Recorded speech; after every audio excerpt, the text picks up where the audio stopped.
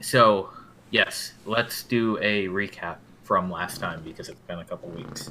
Um, so the latest events to happen, I guess we'll go since around when Moria was defeated. The commission has gone hunting for some of the materials necessary to make a new obelisk. That was successful. They found a single piece of the onyx stone that is required that happened to be growing in the Redshift zone. Usually doesn't do that on the material plane. They were lucky enough to find a piece of it here. Ripped off poor Mr. Stoneface. We did rip off Mr. Stoneface. So where does that normally come from? Plane of Earth? Other planes. Yeah. Oh, okay. So they have to go all the way to some other plane in order to obtain some of those materials? You either have to go to some other plane or you have to like trade with a genie or something. I didn't know that. Okay. It's why it's so hard to get. It's still a useful material as kind of an enchanting focus base. So it does get into circulation. So powerful wizards can get access to it. It's just the sort of thing you have to go through the right channels to grab. If you can find your own somewhere, it saves you a lot of pain in the ass. Following that, with the plan to set up an obelisk inside Morio's no longer in use keep, you guys went and made sure that keep was nice and safe. You busted up the teleport circle in there so nobody can use it anymore. And killed that flame skull proper dead. So now that is done, work is underway to get that conquered for the commission and set up an obelisk there, so that we don't have to rely on the Grove obelisk as heavily to go up north. Following that, Arineis and Ronku went up the mountain above Keep Silex to investigate a glowing something or other up on the cliff sides. They found a amicable creature with one very big eyeball, and were able to talk to it for a little while. I think we can say they made friends, and found it was working on some arcane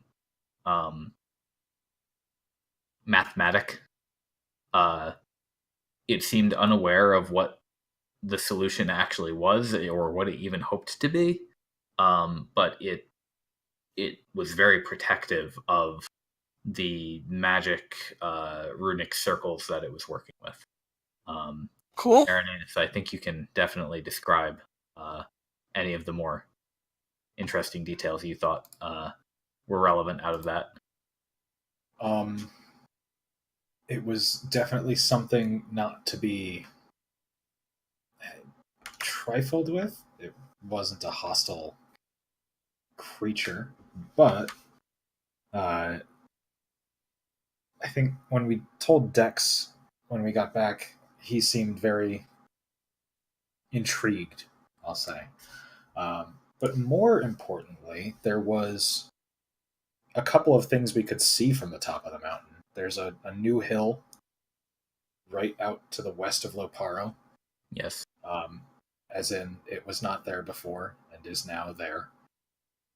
So that's kind of suspicious. Yeah, it was way on it was like way on the edge of your vision. There was like a bump in the landscape that you weren't familiar with. But there was also a big floating structure to the southeast, almost like a. Ooh. The player will say almost like a cloud giant city, except way too low to the goddamn ground. Mm-hmm. But as for what Arineis could say what it was. No clue. Yeah, you could just tell it was a big chunk of something. Not on the ground. Certainly put there by some manner of design. You never know. It could be magnets. We can avoid any insane clown posse discussion in this Discord.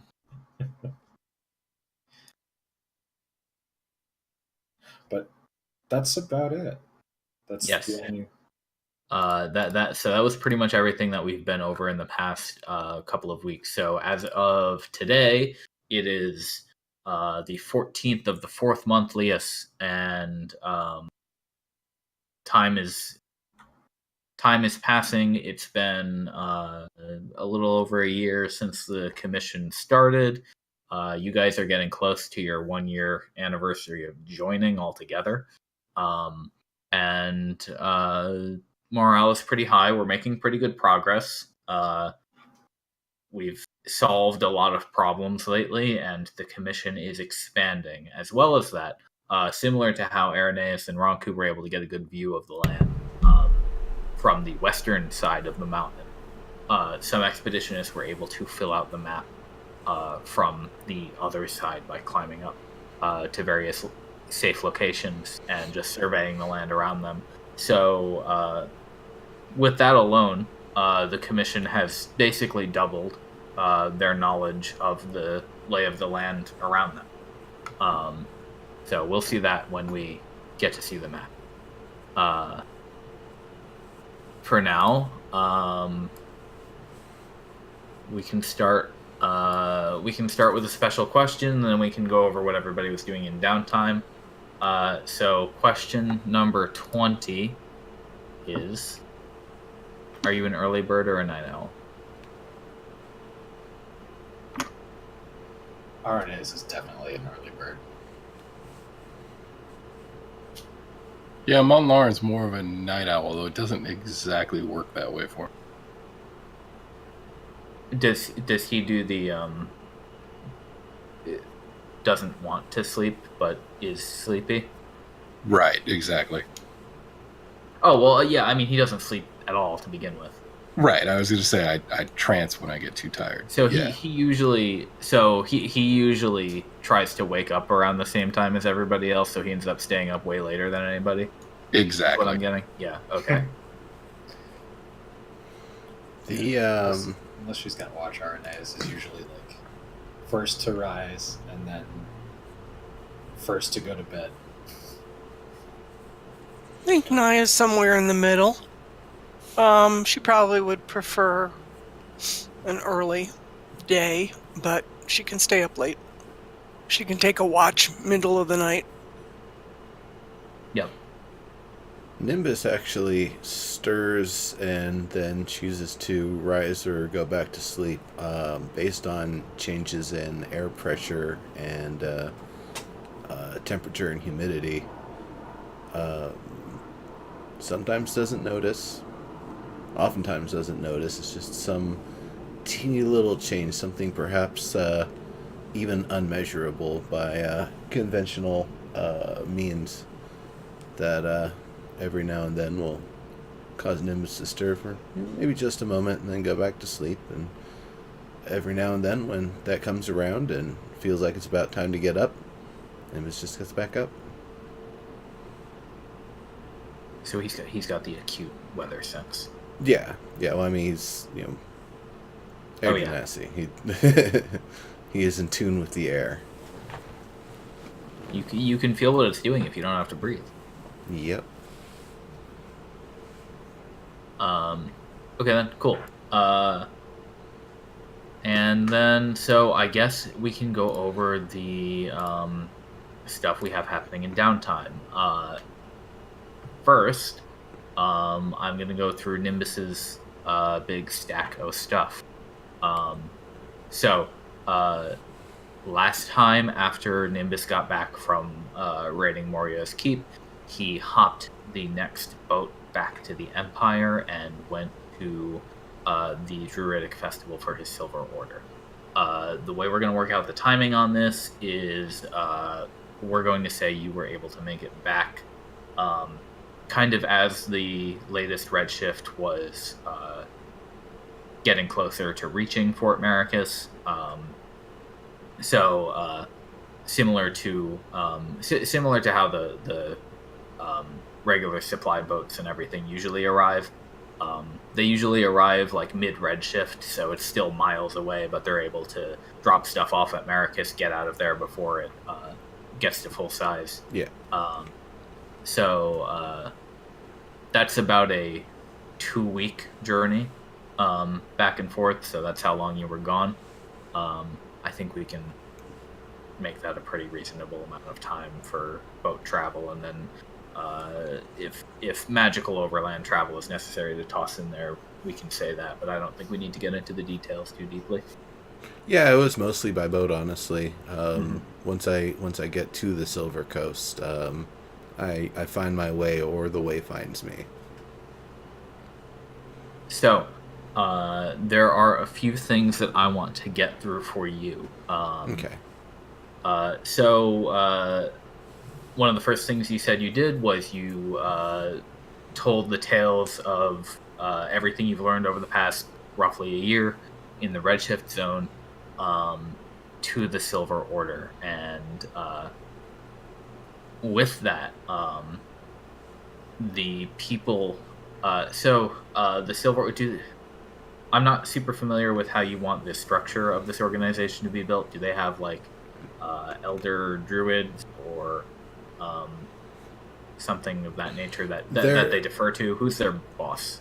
Honestly, it's Nimbus's father who started the Silver Order, and that's unfortunately he doesn't really get to be around as much due to his extraplanar activities. So he's deferred that to a few of the old timers who are of either of races that are ones with longevity or otherwise have become so in tune with nature that age simply doesn't really apply to them much anymore.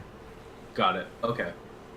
So yeah, you were able to tell your tale to the group as a whole, and a few of the elders involved were impressed and interested enough with the stuff that you've been telling them about this place. They want you to continue informing them of it. So they gave you a gift. It is a journal of special make. They may have actually made this while you were there. And the way it works is whatever you write into it will essentially be sent to them by way of a similar to the sending spell. However, it is only one way. So you basically have a device that will let you send free letters to whoever is holding on to the other end of this. If they want to send you something, they'll have to do it the mundane way, or they can probably somebody in that order has access to the sending spell. And so they can contact you in that way. But this will be useful for you if you wanted to keep them appraised of things that are going on. Any requests that you wanted to make them, you could send through this, that sort of thing. It's not a huge journal. It's like 100 pages maybe. So it would definitely be the sort of thing you would want to keep to pretty important stuff, but it's something you have. That's pretty cool. Oh yeah, that's Totally. great. I mean, it's does it send an entire page at a time, or is it only as it's written that it appears? I guess the distinction isn't too important. I think it would. I think the way it's designed is it would be smart enough to understand when you're done writing, basically. So it might be like if you write a full paragraph, pause at a sentence break, decide what you're going to write for the next sentence, and then take the whole paragraph and send it. But if you got interrupted, closed the book, put it away, came back 5 minutes later, it might have already sent the thing. It doesn't disappear out of the book when you send it. It's not that kind of magic. Right. It stays. It's like you're basically photocopying it over to a version that they have. Gotcha. Very cool. Second, you ask them what they had discerned about the thorn fragments that the Dryad gave you. And in this sense, the overall description of this probably wasn't too surprising to you. But what they could tell from it was just the scent of wrongness is thick over this thing. It's not evil. It's something that should not be. Like, by all arcane knowledge to mortal kind, something like this should exist anywhere. Or should not exist.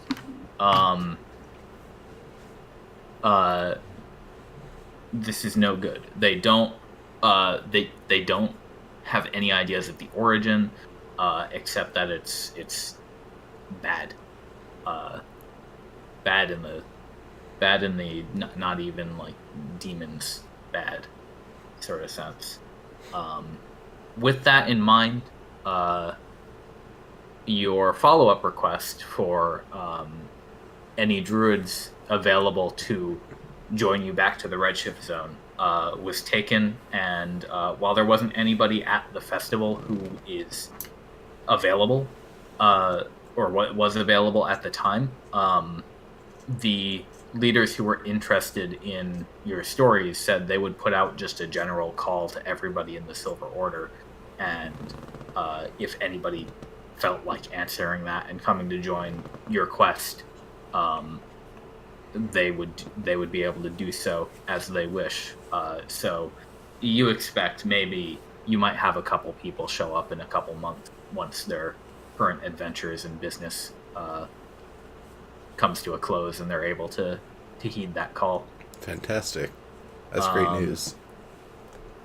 Okay. A few more things.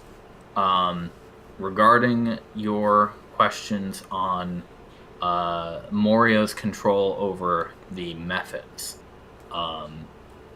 you were informed that skilled magicians can control large numbers of elementals.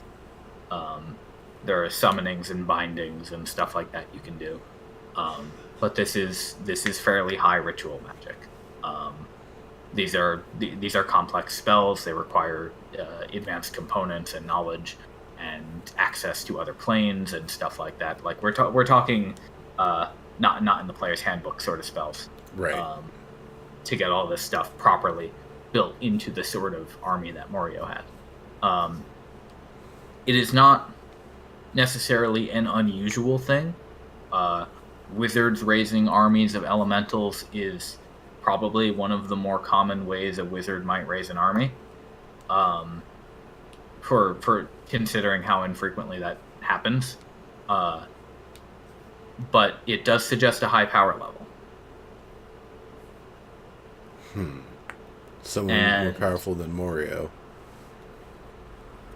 Well, yeah. Well, we don't really know that, do we? I mean, do we really know that? Well, what would you have told them about Morio? I would have told them the extent of what I had seen from seeing his place and all that. That there was a flame skull loyal to him, and doing what I could to share research and knowledge about what a flame skull is and its implications and all of that. That he had a magic circle, the teleportation circle there. That he had the various different rooms where he had what appeared to be dormant mephits that were likely just used as kind of spawning chambers, and that he just had tons and tons and tons of mephits, smoke mephits, ash fire that he was sending out to do his bidding. They're eating about and thrashing the area, just devastating it, but I don't know if that actually correlated to multiplication or if that was just them, sustaining Like themselves. upkeep. Yeah, exactly.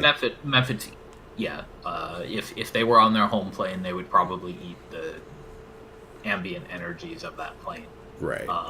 But over here, yeah, they'll have to sustain on the lesser stuff. Yeah, and all of that adding together again suggests a pretty decently skilled magic practitioner running that whole series of. Right. But that the feeling I got based on the actual quality and power of the magic that he used against us in battle is that somebody of higher skill provided those things to him. He kept referring to himself as a prince, and so I wonder if he was part of some sort of empire or kingdom. Was it like a high court magician of sorts that was providing all of this stuff to him? That's fairly logical.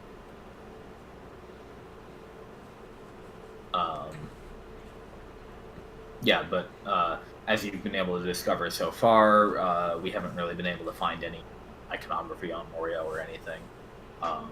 So that's been difficult to discern. His Right. name certainly didn't pop up as a known figure anyway. There's nobody in the Silver Order knows a Prince Morio. Did any of the other historical names come up and ring a bell with anything anybody knew? If you mentioned Vesoth, that would be known more as like the Vesoth is the place that's become a no man's land. Educated people in the relatively nearby wider world, they know what the Redshift is, but it's generally considered a we don't go over there place. And unless you're specifically researching it, it's kind of something you just keep out of mind. So knowing about Vesoth and being able to find artifacts of that land in this area is not terribly surprising to people. Did you happen to mention the festival at Midoro?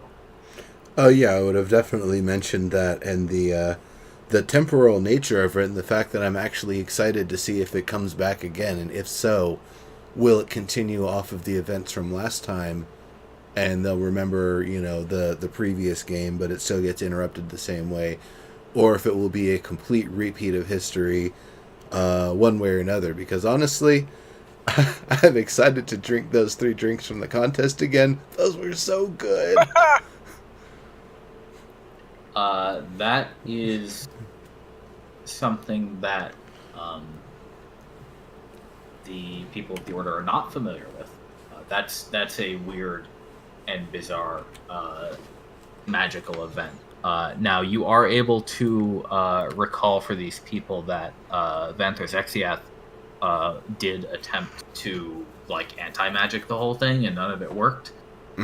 Which then makes them think it's even stranger, because they're like, if it was an illusion, then that should have happened. If it was like a if it was conjured or something, it should have just been blown away. But no, exactly. This was as if it was here, and this was its time and place. Yeah, and so the idea of like a say a portal that opens up onto another time is not really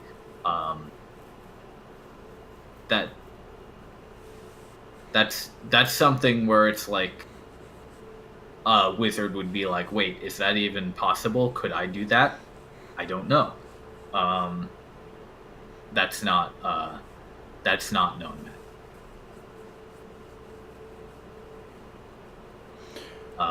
That would be the sort of thing where, if you do see it again, they would totally want to hear about it.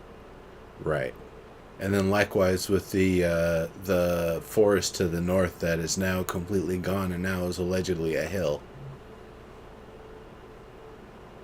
So yeah, Yeah, that's another thing that I suspect is one of these seasonal, temporal sort of things that, if we're here for long enough, potentially the forest itself may reappear. And based on your description, the conclusions are similar to yours, or that it could also just be an effect of the redshift itself. The redshift just made all the trees. Well, maybe. But it's impossible to say. Moving on, in the interest of getting through it all, Yep. the brass ring that you got from Morio, they were able to identify that for you. It is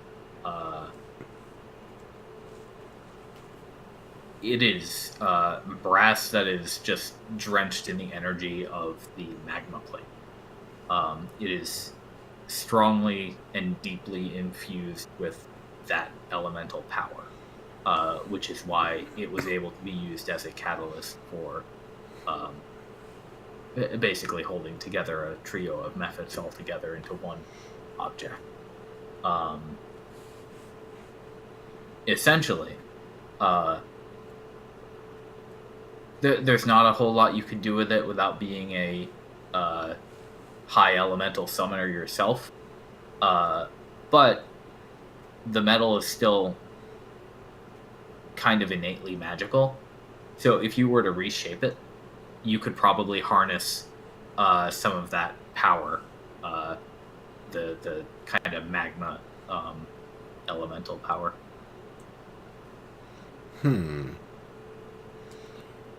That's a thought. Though I wonder if perhaps among the caches of materials that are available to the Silver Order, if perhaps there's something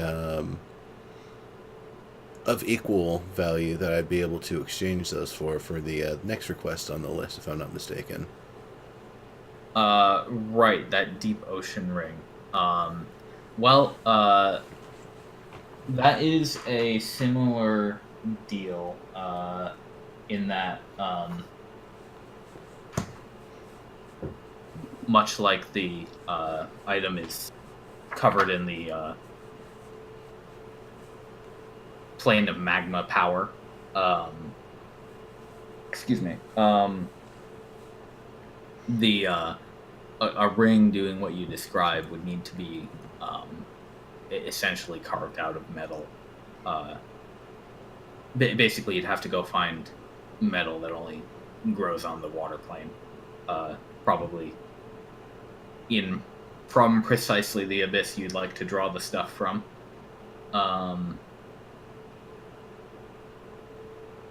As for whether they have it, I'm seeing if that's something that they do. Because the other kind of part of the Silver Order is kind of defending what the other half of the family, what the area kind of underwater off the coast where Nimbus's mother is basically always, except for special events, in the astral projection state in kind of a secluded sort of area. And so superstitious sailors may potentially drop off loot or trinkets as a way to pay tribute, or those who come to bring harm and nefarious deeds to the area may find themselves sinking under one of the defenders' might. One of the either Silver Order or other things kind of defending that area. So every now and then they might just find things. I don't know how well it's organized and who's actually collecting it, but I know it's down there. Right. Yeah, like I imagine at this festival, plenty of these people probably trade and barter with each other. Yeah. Just like you'd be doing here. And I think it is not unreasonable that you would find somebody willing to give you a chunk of deep sea metal in exchange for your brass. Somebody here can probably make use of it, and that same person might have access to that. As a result, I think you could say you're coming home without your brass ring, but you've got a pocket full of aqua blue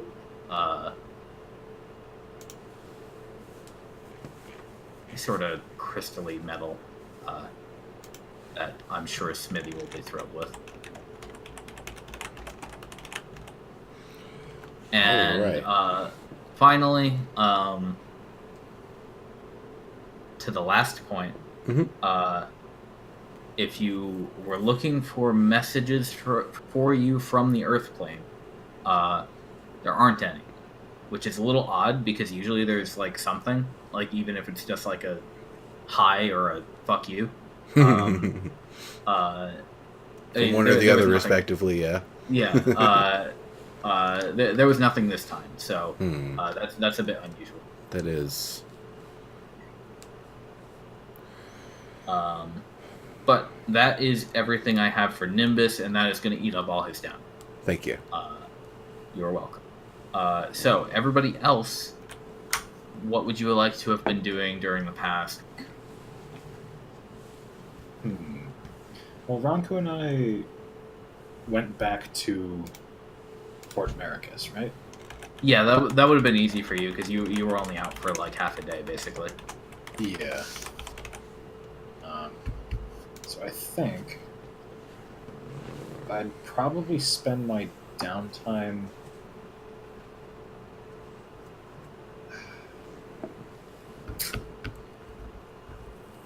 trying to think of how to get to the peak of that mountain so we can get a good view of the east of it, or north and east of it. Well, I did know earlier that during the same adventure that you guys went on, there were some other scouts that were able to go up the other way. And, okay. So this task is actually already done. Got it. Okay, so I would have known that. So I'm gonna need. Yeah, by the time you got back, you would have been appraised of that report. I mean, you would have been giving a similar report yourself anyway. Gotcha. I'm gonna need a couple of moments to think about that then. If someone Sure. Okay. How about you, Mr. Paladin? Yeah. I really wouldn't have been doing much of anything. Just hanging out with people, helping out where I could. Maybe I'd like to learn how to juggle. Okay. That will be a little bit difficult for Mont'larin.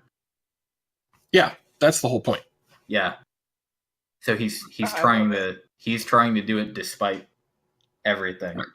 Trying to pull off a one-handed juggle. Got it. Why don't you take a point of inspiration today? In that case. All right. Just Naia? what kind of juggling? Are you talking about like 3 balls, or are you talking about like the diabolo, the I mean, he's string not going to be with good the? at it either way. Well, no. If it's the one where it's the string and you've got the spinning top going or whatever, you only really need one hand for that. It just needs some way to be able to hold tension. Yeah, that's true. Yeah, though honestly, I was trying to think of a way to do the 3-ball juggle with one hand. Well, I tried to give you an out, but okay. Yeah, it's totally doable. He doesn't want an out. He's doing this out of sheer determination. Exactly. On the bright side, you don't have to retrain one hand to not do anything while you juggle 3 balls. Right. Got the whole montage and stuff. Push it to the limit. Juggle to the razors. Hey, all right, I'm done.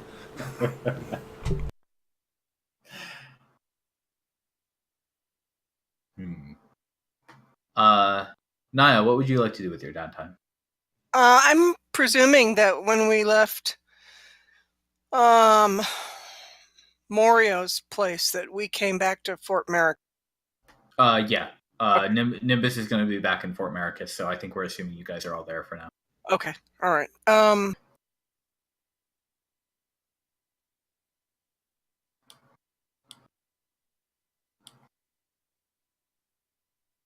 there's a certain amount of kind of antsy hanging out. So she's checked the library to see if there's anything new. There isn't. She talked to the horse, whose name I've now forgotten. Clark. Clark, thank you. She's talked to the other Dragonborn, who was there briefly, and just chatting. She's wandered around. She spent a little time with Ruby trying to get information and history, but Ruby's not old enough to really know a lot, so there was mostly play. He's only like 10 years old, right? So he has been up and down the Redshift zone, and for most of his life he was able to avoid being shifted. So I spent some time with Ruby, but a lot of it was just play. Okay. And there's a certain amount of antsiness.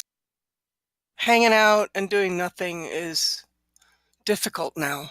She's grown in her skills. She's grown in her confidence.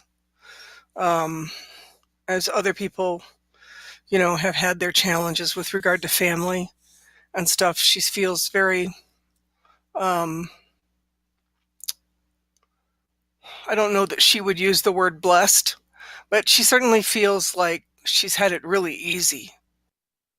And she's had a lot of time to deal with her own family thing, so it's not as sharp as it would be for like Mont'larin. And so there's a certain kind of antsiness to want to do something. We had the language thing for a long time, and that filled up time and space. And she doesn't have anything right now, so she did a fair amount of wandering. I don't know if that makes sense to you, but she wandered where she could. No, yeah, it does. And obviously you have time just you can't go very far during a Redshift.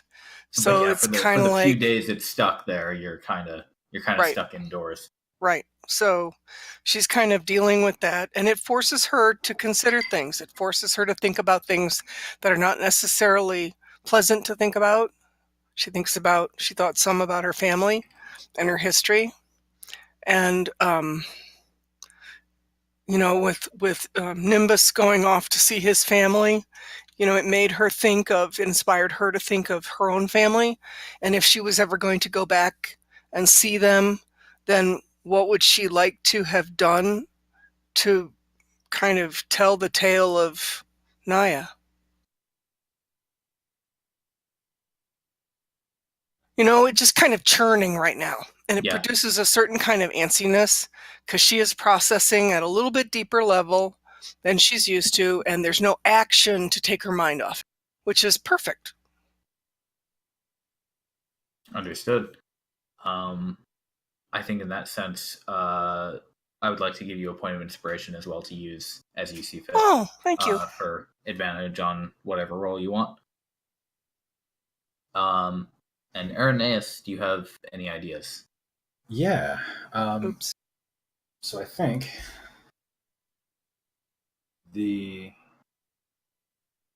probably the first thing she would have done would be to, once things settled down, but before the Redshift went out, probably just go out hunting.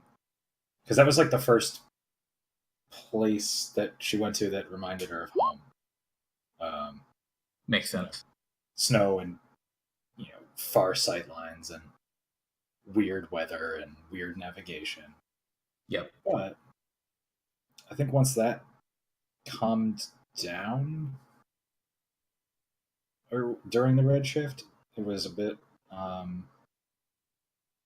probably just a lot of talking, more so than normal. With the people she's already built a rapport with. Like Soriana, I think the Brigadier. Probably Dex, asking a little bit more about his history. I actually don't know if he's told us. Dex's history? Yeah, he's He's pretty open about that. He doesn't have too many secrets that he seems like he wants to keep. He's been, he's basically been a city wizard for most of his career. He he went through pretty standard like come to the city, get apprenticed, learn the trade, get hired by a nobleman, get hired by a more powerful nobleman, get famous for some project he worked on, and then get hired out to do all sorts of other stuff, and eventually kind of became an official Empire wizard. Bog standard, really. Yeah.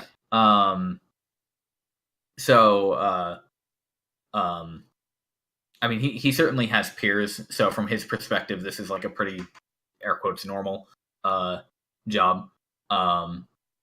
And he's just the Redshift has always been something that's intrigued him. He's always thought when he was studying and when he'd go to lectures and stuff where people would mention it, he always had in his head like, why don't people go figure this out? I mean, like, he gets that it's dangerous and he gets that it's essentially unsolvable until he sort of solved it. But that was kind of his main motivator for getting in and trying to do something about it. He saw nobody else doing anything and thought this is something that should be solved, and that's why he was able to make a proposal to the Empire to lead this commission in here.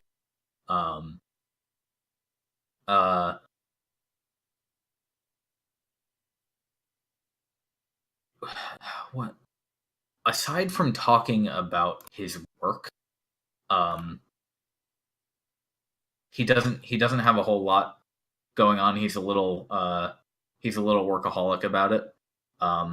In that basically everything he's done for the past 40 years has been in pursuit of either developing magic or learning magic. He can certainly go on for a time about the minutia if Arineis wants to hear it. I think it was just how he came to be a city wizard, mostly. Just like if he's from a specific Goliath tribe, or if like he, right. But that's about it. Not necessarily career, but not even really personal. Just like the past.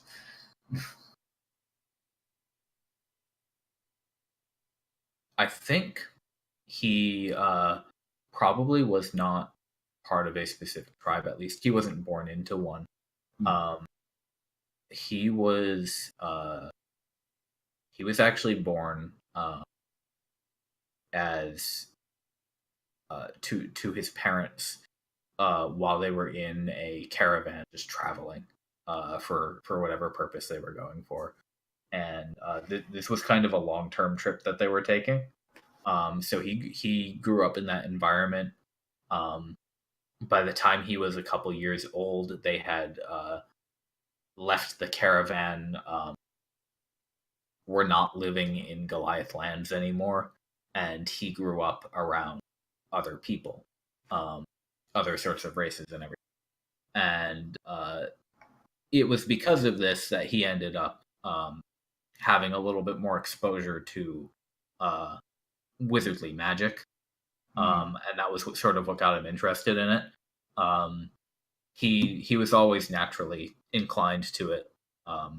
Obviously, having a high intelligence just as a default, he kind of gravitated toward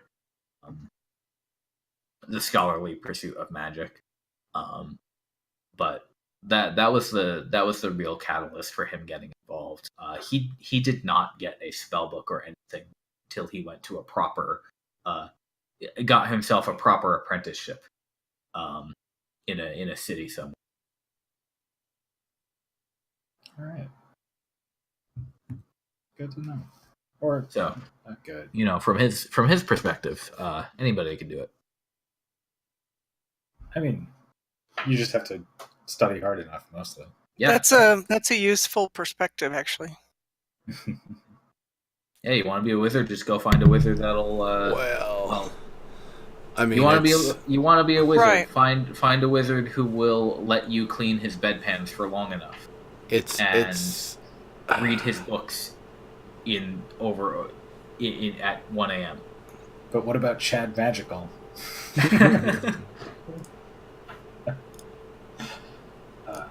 Alright. Cool. Well, thanks for sharing, guys. Yeah. Yeah, like I said, he's not shy about I feel like it's got to be a little bit more than attitude. Like the way I understand being like really genius smart is you don't go around being like, man, I'm so smart, I'm smarter than you, I'm smarter than got two. You're sitting there like, man, why don't people get this? It just makes sense to me. So Some geniuses are arrogant like that. well, Some of them do go around going, notice me, I'm so much smarter than you. I guess Some are. I guess I meant normal geniuses, not ones that need validation. But I guess that might be a lot of them. Anyway, as far as attitude goes, he's definitely more on the. Oh, guys, this makes sense to me. This seems pretty straightforward. I think he's more on the. So what you're saying is he's a better executor than a teacher. Executor? There we go. Found words. Definitely that. Yeah. I mean, he could definitely take an apprentice, but you'd have to have some talent to make it as his apprentice. You imagine? yeah. Okay. I think that is everybody's downtime. So, Arineis, I would like to give you a mental D4 for today. If you'll take it. So roll that on any one of those checks you want. One more order of business before we set out. Roll 20 is shit, and Fog of War is broken. So the way I'm going to fix this is by giving you guys control over a special character sheet token that all of you can control and see, and emits. It's like 100 feet of light. And what I'm going to do is, as you guys move through whatever dungeons, because I have dynamic lighting turned on, but Fog of War turned off. So you won't be able to see anything on the map that your character under your control cannot see. So I'm going to drop this token behind you guys as you move so that you can still see the places you've been. And that's how we'll play that for now. Okay. Either Roll20 will fix this soon, or I will jump over to Fantasy Grounds as soon as they release the Unity version. And that might be a ways out. At absolute worst, we will finish Redshift on Roll20 and use this shitty workaround for the rest of it. Because either way, I'd have to use like default Fog of War and no dynamic lighting on Fantasy Grounds. So neither option is ideal right now. Totally. Yeah. After the Kickstarter, I have no idea how long it's actually going to take them to make the Unity version. So it might be worth just switching over to the non-Unity one just to make it easier going forward. Yeah, but again, then I'm just working with pure Fog of War at that point. So gotcha. I see. Yeah, okay. Fantasy Grounds just doesn't do well at all in its current version. So, and then I'd have to go through the trouble of transferring all the documentation maps. So I'm willing to wait a little bit, especially since Roll20 has at least put on the pretense of solving this bug in their support forum. Although I don't know if they actually care. But that's just so you guys are aware. I will drop that token behind you. Just like if you don't touch it, it'll just give you sight for everything, and it'll be fine. Cool. Okay, so we are ready to go into the game, I think. Today, we're starting at Fort Maricus. What is the plan? I think we had a plan before we started today. We had a potential plan. Well, yeah. Nimbus was talking about trying to suss out Tina? Trisha? Tilda.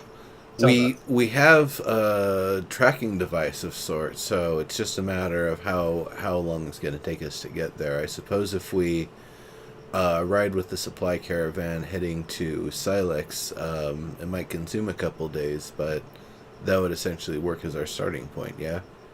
Yeah, and because there's now a effectively chartered path between Maricus and Silex, that route's a little bit quicker.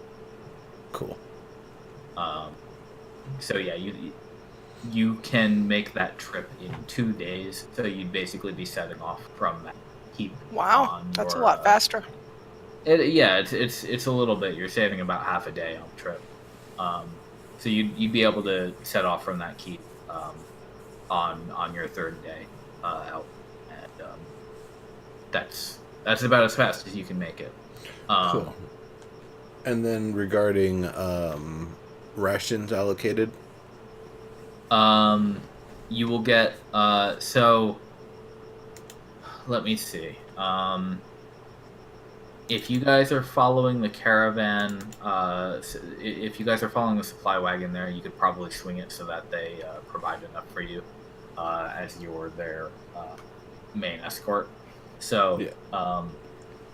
we'll just call it, you'll have access to your usual stockpile up to 3 days, but we'll count it from, we just won't count food for the first 2. Cool.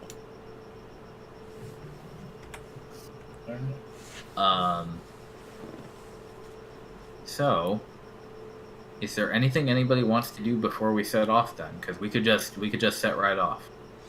I'm ready to roll. Silex is a nice place, but there's not a lot of people, and it's not really comfy yet. That's correct. Okay, let me get you guys onto the world map then. Thank you. And you can see kind of what it is we're dealing with as well. I didn't see that. Thank you for failing the load, Roll20. I appreciate it. It does it every time you zoom too. It didn't used to do this. Also, they made it work worse. So thank you, Nolan T and friends. Is that a swamp? That is, in fact, a swamp. Ooh. Marshlands. Oh boy. Oh, she's a bog witch. That area is visible from the mountain. Interesting. So that's now been included in your chart and stuff.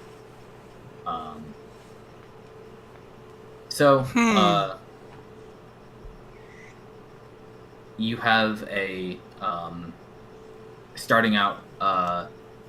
Once the Redshift clears, you guys set out. You're able to follow the supply wagon. It's bright and clear, weather-wise, and you're able to make good time. What I'll do is we won't do any random encounters on this road either, as it's decently populated right now. I think I'm just going to skip you guys ahead to the keep. Sounds good. All right. Stop. Cool. And then from here... and you know what? One thing I did want to mention is to do with the worker, that creature that Arineis met up in the mountain. Van actually was hoping to go have a little chat with him. So Captain Van is going to be joining you guys to the keep today. Oh, cool. Right on. So he will accompany you as part of the caravan, join you on the road, talk all of your ears off for the entire way there. If I'm like just rolling into town right as we right into Maricus, right as we're about to depart, because I just came back from vacation, then I'd probably be telling Van about what I learned along the way, since I didn't really get a chance to file a report. Oh yeah. And kind of telling him a little bit more about the corruption affecting grandmother. Well, so you technically you would have been back a couple days before the Redshift reached its full state. So you would have been in Maricus for a few days. You probably would have had Oh, time to make a okay. report. Oh, okay. I Um, thought I was rolling up right as it opened up again. yeah, but he is still more than thrilled to hear you go over the details with him in person. So, by all means, go right ahead. Just talk so damn much. Yeah. Cool. He's actually listening though. He's not. He interjects, but he ceases dialogue to listen to Nimbus talk about the stuff he learned. Cool. Well then, yeah. I mean, I would have basically been kind of going over all of the, the responses to, here's what we discovered, and what they, what they said about it. Yeah. And any other ideas or anything. Probably would have also mentioned about the aqua metal and plans for it. He thinks that's a good idea. He's sure you'll get great use out of it yourself. And yeah, I mean, And Soriana's been asking for a source of elemental water, so I can, well, at least I'm at Fort America, so I can help her out with potions. that's true. Have to reforge the shape of my mage armor to ward off the spores. Gas mask. I don't need to worry about breathing it. It's just the Oh, yeah, musteriness yeah. on my skin and my possessions. Gas mask for fashion, anyway.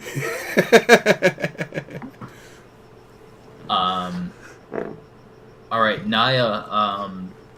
You pull out that little card scrap that Tilda gave you. Yep. When you arrive at the keep, and it's. What time of day is it? You arrive at the keep in time to make camp overnight. Okay. And so that's 2 days out from Fort Maricus, and so you'll be able to stay overnight here, and then go ahead out in the morning. Okay. But you, As I recall, the last time we fiddled with it, it can move at a pretty good clip. So once I go ahead and do it as a tracking device, we need to be prepared to move and possibly run. well, so the way this works is it's a scrap of paper that you can say hold in the palm of your hand or put on a table or something, and it'll just kind of scoot a little bit in the direction that it wants to go, and there's not any real force behind it. It's kind of maybe if you like, you could disrupt it by gently blowing on it if you really wanted to. So you can close your hand on it and stop it, put it in a pocket or an envelope or something, and fine. Those But if you cards just really are something else, aren't they? beaver cards, yeah, they're pretty good. So when you hold it when you're making camp, just to check on it, you see that it is going. It's pointing you basically due east. Okay. Into the bog we go. It does seem that way. Perhaps. At the very least, south along the base of the mountain here. Well, we'll At probably the very need least, to- what? South along the base of the mountain as we pass by. Yep. We'll probably need to get through the bogs somehow anyway, eventually. But Yeah, this would essentially be the first time anybody set out to potentially visit the spot that's recognized as bog or marshlands. So you'll probably be the first expeditionists to find out whether or not it's particularly treacherous. I suppose then I want to get some rope that's available if there's some available from the supplies. Your mic is cutting out every other word. I heard Yep. you say you want rope, but Yeah, hold on. Discord's being crappy. Yeah. Maybe that's better. Yes. Sounds like it. So the idea would be getting rope that I can easily tie around Tensor's floating disc and then tie off in 4 directions with about a 20-foot length, so that way if anybody starts getting bogged down, they can just kind of tug on the rope to pull themselves back up. Yeah, I don't know if we might have to deal with quicksand. Well, that's what the floating disc is for. I thought yours couldn't go over fluid though. Oh, sure it can. Oh. It just can't make like a 10-foot drop, which I don't think is going to be an issue. No, it can go over fluid. I have 2 lengths of, I think 50 foot of rope. Oh yeah, that'd be plenty then for what I'm talking Okay. about. Yeah, you'd be able to tie that up in the way you want, most likely. Cool. All right, so I'm going to go ahead and give that to you. All right, that would be something I'd be doing while we camp then. Okay.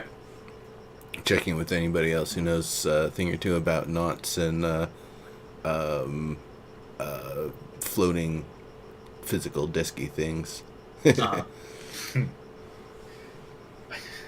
I mean, I'd be able to just, bring one up or whatever and mess with it. It's not like it isn't just a ritual. But yeah, it would be a little slow going, but by doing that and affixing the rope to it every hour as it gets recast, it makes it so I'm much less worried that somebody's going to get stuck and not be able to pull themselves out. It also allows us to spread out a little bit more, so we don't all have to go through the same spot in case it gives way under a lot of weight. Damn things can be treacherous. Very well. Okay then. In that case, why don't we set out? So you guys were going to head to the southeast route first, I think. Yeah. Like around the mountain. Okay. Yeah. Okay, go ahead. So we'll do the usual encounter roll. I'm going to turn that for you guys. Should be visible now.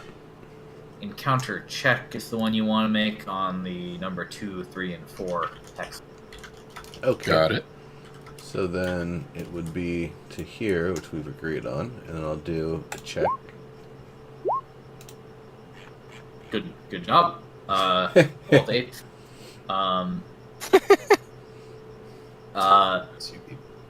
Yeah, so 4 of you have set out independent of everybody else.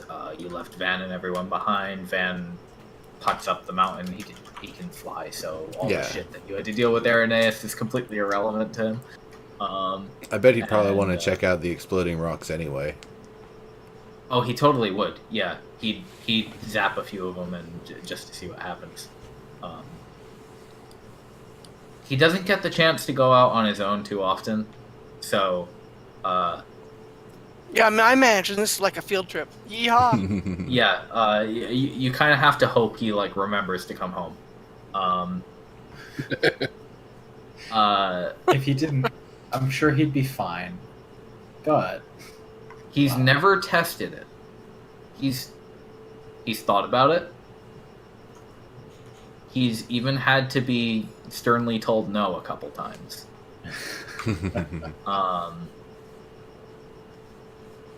But in the end, nobody wants to risk it. Anyway, noontime, you guys are traveling. It's still a clear day out, and you're getting you're definitely feeling a change in the humidity. It's getting a little bit heavier as you go. So, out of a question for past weather, Yes. have we seen rain off in the distance traveling on the road often? Or has it been kind of your typical... How do you mean? Do you mean regular rain or the crazy freak storm that messes your Just stuff regular up? rainstorms. But I mean, most of the time the weather is pretty, you would say, normal. Okay. Yeah. It's not like always raining. It's not like always raining at this time. It's not like... At least know where No, you we're in visited. spring, right? Yeah, you are. Yeah, we are. So we should expect some rain. Yep. Mostly lots of green. It is quite green now. The hills around the mountain are blooming, and so is the grass in the forests that you guys are walking through now. You can go ahead and move to your next time. All right. Our little Oh, Viper yes. card is still pointing east, right? Yeah, very slightly south. So yeah, that would be the appropriate hex to go to. You said 3 was a roll or no? Or a check? Yeah, check. Someone else do it. Who moved it? All right, I moved it, so I'm gonna push it. Hey, Oh, no. hey! Cool. Can you? Do you want to hit the button or should I hit the button? The encounter button. Yeah, I can hit the encounter button. please do. Mm-hmm. 8. Okay. It wasn't another 20. No more second purple worm. Unless you change up the table, but I mean, you guys have rolled the same number on the table, and different stuff has happened That's true. occasionally. So, okay. it's just a monster of egregious size. You.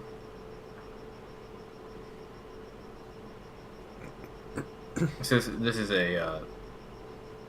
is a situation that you have encountered. You are moving through the grasslands, and Arineis, you stumble over a rock that you didn't notice on the ground. You look down and you notice it's it looks like a large, fairly fat squirrel. Except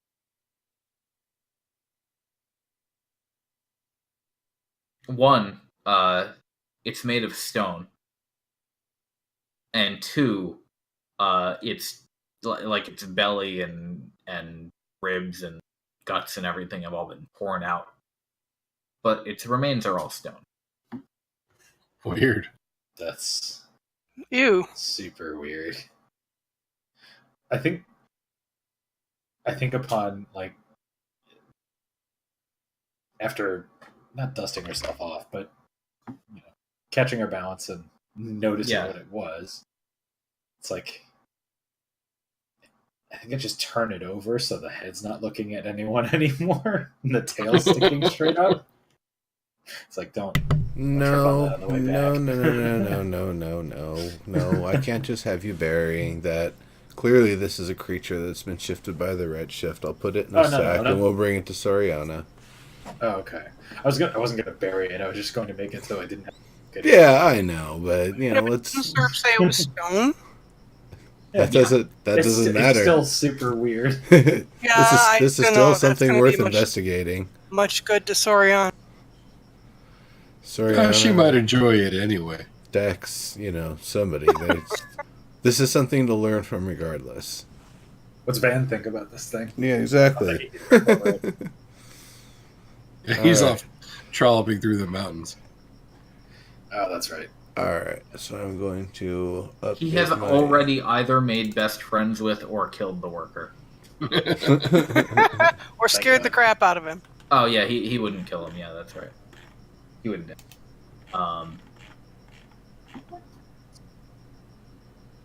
So sack full of exploded stone squirrel.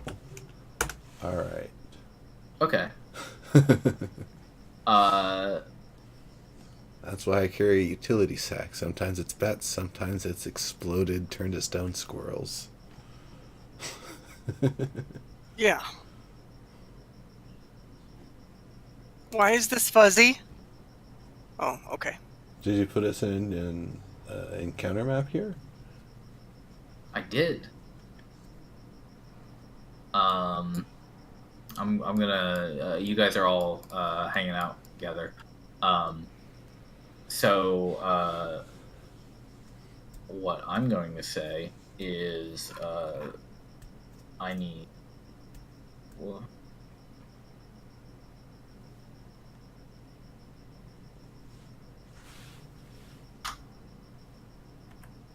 you need these.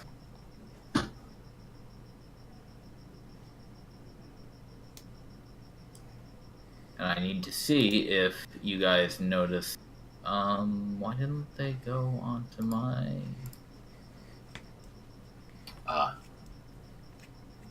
Is this the first time we've encountered basilisks in this Wait, campaign? I think it is. Okay. But they didn't go onto my deck of. Oh boy, roll 20 better be fucking working right now, or I'm gonna absolutely lose it. Okay, yes. Good. Found it. Sorry, the stat block wasn't appearing in my list of stat blocks. So I'm gonna see, because you guys decided to kind of huddle around that squirrel object.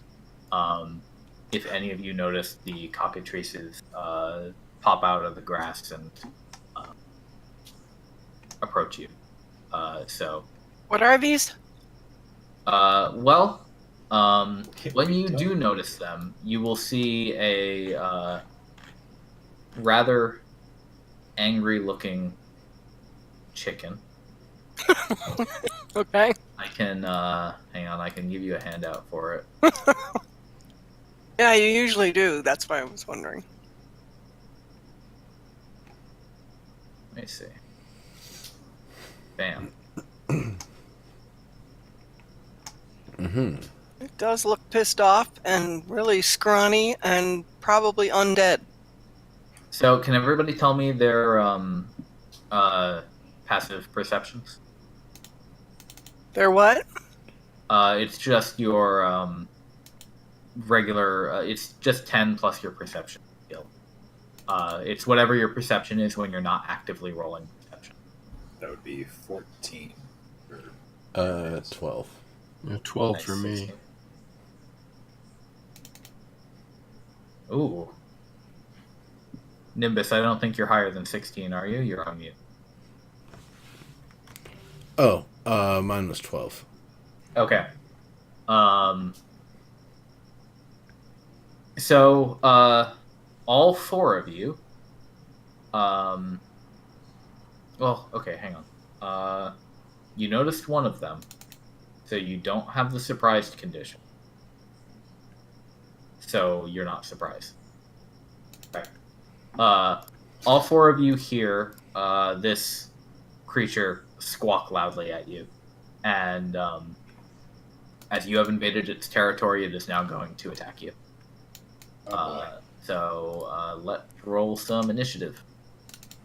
Don't forget to click your token. Oh no.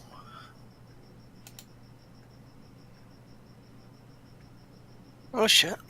Wait, what do I have disadvantage on? I don't know. But you rolled a 2 for your first number anyway, so we'll keep the 3. Great. There's initiative. That's right. Oh, these boys are rocking it. Look at them go. Try not to sound so happy, sir. I like it when my enemies roll good because they don't do that normally. It's okay. Well, that's true. That's true. I get good enemy rolls on the shitty zombies and the fucking random encounter chickens, and then you guys fight Morio and he rolls a 2. Yep, Just 2. it's true. Also, Naia, you get to go first. /art 2. So everybody else is interacting with this weird stone squirrel, and then you hear a So I'm like, heads up, we have company. squawk. Yeah, you whip around and see this thing kind of charging at you out of the grass. It is not a large creature. It's way fiercer than its appearance would imply. Looks like one of those little tiny raptors. Yeah. Just as nasty. Sorry, Mont'larin, it's a monstrosity. Oh. I can even. I don't think I can. Can I? I'll try it afterward. Probably shouldn't share its stat block with us, but Yeah. Yeah. I don't know how much of the stat block it would share if I pinged it.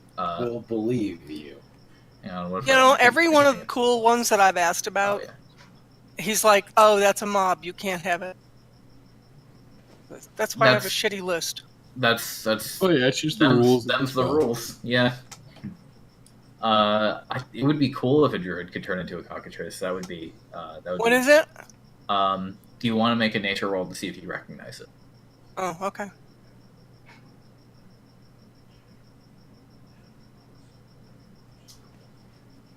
Yeah. This is a cockatrice. It is let me see. They are gross bird, lizard, bat creatures, and they have the ability to turn creatures to stone temporarily with their pecs. Lovely. They essentially turn things to stone and then just swallow them. So you imagine that may have been what happened to that squirrel there. What Yep. was about to happen to that squirrel? As it's Yeah. Heads Yeah, up, it was already cockatrix gutted. incoming. Where there's one, there may be more. Pay attention. Drop that damn thing. Yep. And now you can take your actions as usual. Please go ahead. Okay, so Oh, by the way, I'm guessing Ruby stayed home today. I'm guessing that too. Okay. Oh, there's one of the ones that doesn't have any. Oh, nice. Okay. So let me just look it up for you and make sure we have the description correct. It looks right. It does look right. I just want to double check so we didn't miss anything. Because I know a couple of them we've had like the completely wrong description. Yeah, I just don't know what to roll to Yeah, get the actual damage number. Okay, so you create a shard of ice. With your action, you fling it at one creature within range. It's not vocal. On a hit, the target takes 1d10. Hit or miss, the shard then explodes, and then each creature in 5 feet, that's irrelevant for this. Okay, and you're casting it at first level, I assume? Because you can upcast this for more 1d6 damage. I have it in a level 1 placement. Yeah, so for spells that let you cast at higher levels, you can just spend a second level spell slot and cast it as level 2. For Ice Knife, that means it will do 1d6 of extra cold damage for every level you upcast it. For the So- AoE component, but Does that cost me a spell slot or anything? That Yeah. will, you will use a level 2 spell slot instead of a level 1. Okay, so let's just do a level 1. Okay. But I need to know what to roll for the damage. Yeah, so what you're going to want to do is on your character sheet, you've got your spell attack next to your save DC. So yours is a +6. So you want to roll 1d20 +6 for your to hit. And then if you hit, then we can roll the damage. Nice hit. So that's 25. That hits easily. And then so damage for this will be a D10 of piercing, and then it has to make a dex save. Okay.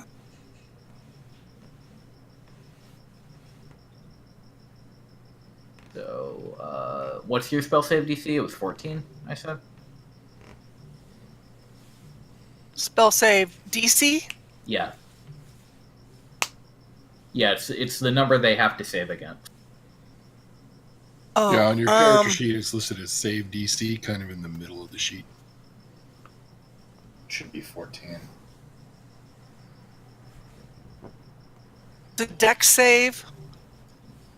It's Um, no. target So So on the hit, target takes 1d10 piercing. Hit or miss, the shard then explodes. Target and each creature within 5 feet must pass a dex save or take 2d6 cold. right. So they have to make a dexterity saving throw versus the number that is set by your save DC. So that is okay.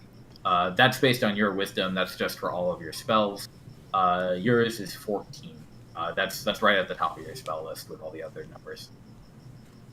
I just want to make sure I know where to find it. It's under... Yeah. Right above ritual and filters and everything. Next to your attack, known prepared. Oh, save DC. There it is. Okay. I wish I could ping on the character sheet. That would be useful. I agree. That would be very handy. That would be Yeah. super handy. I don't know Don't this implement sheet it well roll enough 20. You'll break, like... Is that your character sheet? Yes. Yes. Yeah. they will. Okay, so yeah, save DC is 14. Okay, let's see if he makes it. Neat. Oh, shit! That's Wow. half damage on a. That one doesn't actually do half damage. Though he still takes 1d10 piercing. He still takes 1d10, so please roll a d10 for me. And that'll do the piercing. Okay, 4. Whoop-de-doo. Magical piercing. We only know Um, the one to our south, right? Well, they're not exactly hidden. Well, they're about to move, I guess. So. Yeah, they are about to do some things.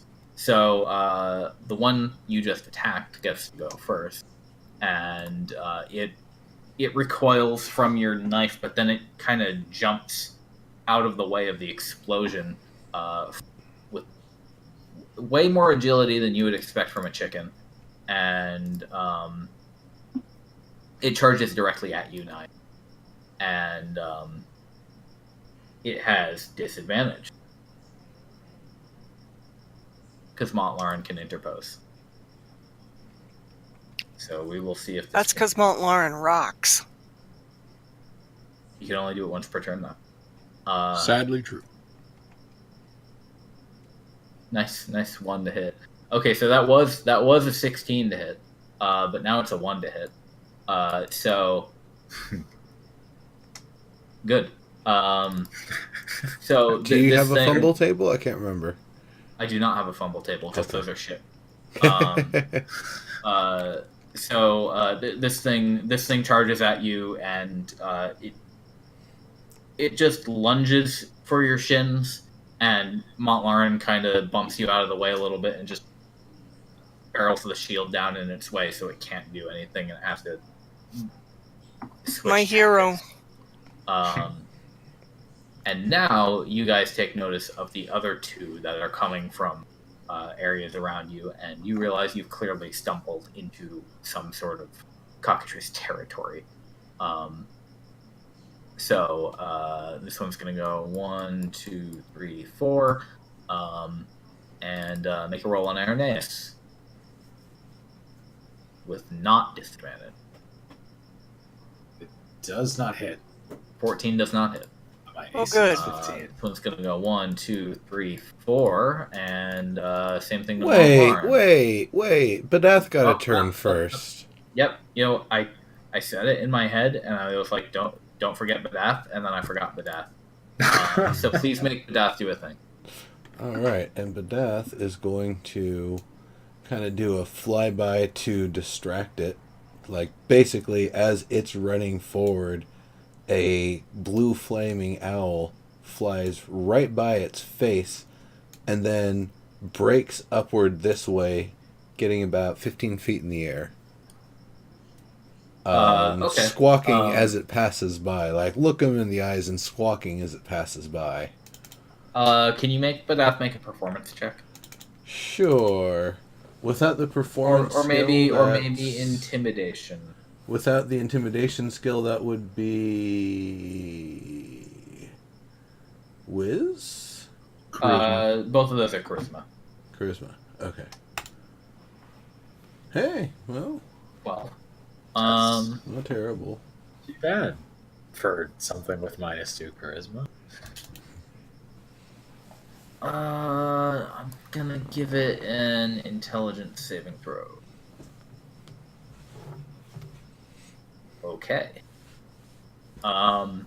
So it takes about one step forward before getting distracted by Badath and turning to squawk at it wildly. It seems to realize quickly it cannot follow.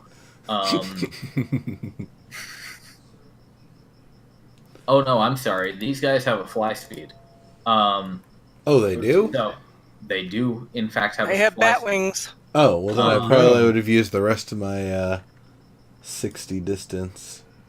If you want to move Badath a little bit farther around the edges, It would of the have screen, been. please go ahead.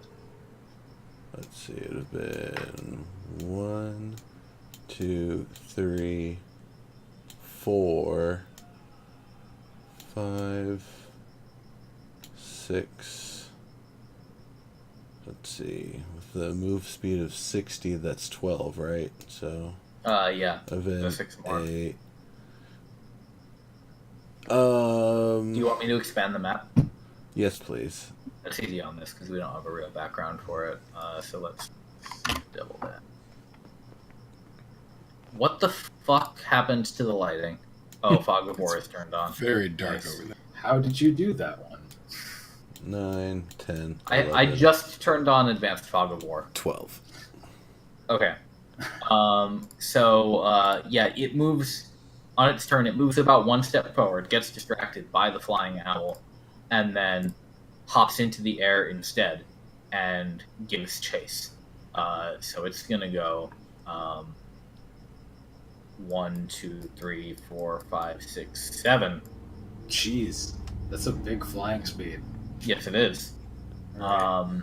That is actually all of its speed, and it is going to try to attack Badath. Aw. What's Badath's AC? 11. Okay. So let's see how this goes. Ah, It Oh hit. shit! Yeah. that does hit. It's Badath toast. Yeah, for now. Stone toast. For this adventure. Badath bursts into a rainbowy flame, and you. So, Badath normally lives in a lantern, right? Yeah. Lives in, or is otherwise carrying. Would have just been out on his own because this is daylight. Yeah. Okay. So, the little wisps of rainbow all return to your lantern and just make a dull, deadened glow that is very much not healthy anymore. Yeah. Don't have the materials on hand. We'll get back to. Take The care of it when we monster get back. looks disappointed. And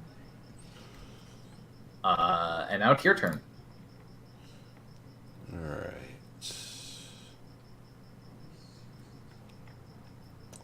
They're just a little too far apart, aren't they?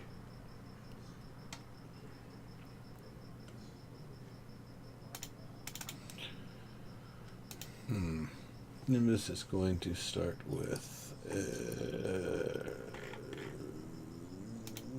mage armor. Okay. That's rather important. Good deal. So that bumps your AC up to 17, right? Yeah. Yeah. And then probably drawing a dagger and Getting ready. staying put for the moment, yeah. Okay. Arineis, you're up. All right. probably just gonna take a big swing at the neck of the creature that just attacked me. Yeah, please do it.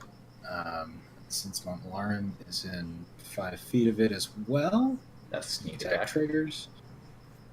That Ooh. does not hit, I don't think. That's That a does 2. not hit. Yeah, that is a 2 on the die. Nice damage, though. I'm gonna use my inspiration, actually. You know what? Go for it. Yeah, sure. Just because. Alright, so this is just gonna re. Yeah, re-roll the die. We'll use the same damage numbers. If Okay. My pluses to hit are +7. So. You can just hit the button again. We'll just use the old numbers if you want. Okay. Okie dokie. I'm gonna need so to roll way more dice. You can roll a few more dice if you want. If I want. I mean, I'm gonna, but it's probably dead already. So let's see. That's gonna be D6 plus 2d6. So 14 damage on top of the 35 one damage. that's there already. 35 damage to the chicken. Yeah, 35. Does it damage. die or not? We had a term in my older game called chunky salsa. I see you played Baldur's Gate. So one of the players did. So yeah, that one is very much not on this plane anymore. I typed in -0 instead of 0. Very chunky. Feel free to tell me how you kill this. Honestly, it was just one slice to the neck. I think I just got lucky and cut between the neck bones. Yeah, Just took its entire head off. I mean it's small. It is a chicken. Now it is a headless chicken lizard bat. Part of That's almost meme-worthy. the player is glad that they don't run around like actual chickens. Yeah, no, they don't. They do not. Would you like to do anything else with your movement or bonus action? I don't even. I think I'm just really surprised, to be honest. Okay. I can't. This do again. I cannot. Dash, disengage, or hide. Okay. I cannot bonus action dodge. That would be too broken. That would be strong. All right. That's gonna be it for me. Just Okay. standing in like just shock at killing this thing as easily as I did. Mont'larin, you're up then. So you've got this one up here that you just saw snap Badath out of the air, and you've got this one that you're trying to defend Naia against. Yeah, so I'm going to actually sort of weave around Nimbus here and move over here and take a whack at this. Cool. Okay. That is a hit. So Yay. you'll be able to do some slashing damage. It's the damage you guys have dealt to it so far is making it look pretty bloodied up. It's getting a little haggard. Right on. Any other plans for your turn? That's it for my turn. Okay. Naia, you're back around to you then. Let me check my distances here. Yeah, so it is within 5 feet of you, so if you tried to use a ranged spell without moving, you would have disadvantage. So you'd have to use a melee or non-ranged thing. Yeah, you can use a spell that requires a saving throw. Saving throws work, yep. So I'm gonna move over here so that I can make a range attack. Okay. This creature is angry enough that when you move, it is not remaining distracted by Mont'larin, and it will make an attack of opportunity. So it is going to try to bite Oh, as you step away. well, all right, never mind then. Just a second. Okay, sure. Yeah, we can retcon if you don't want to do that.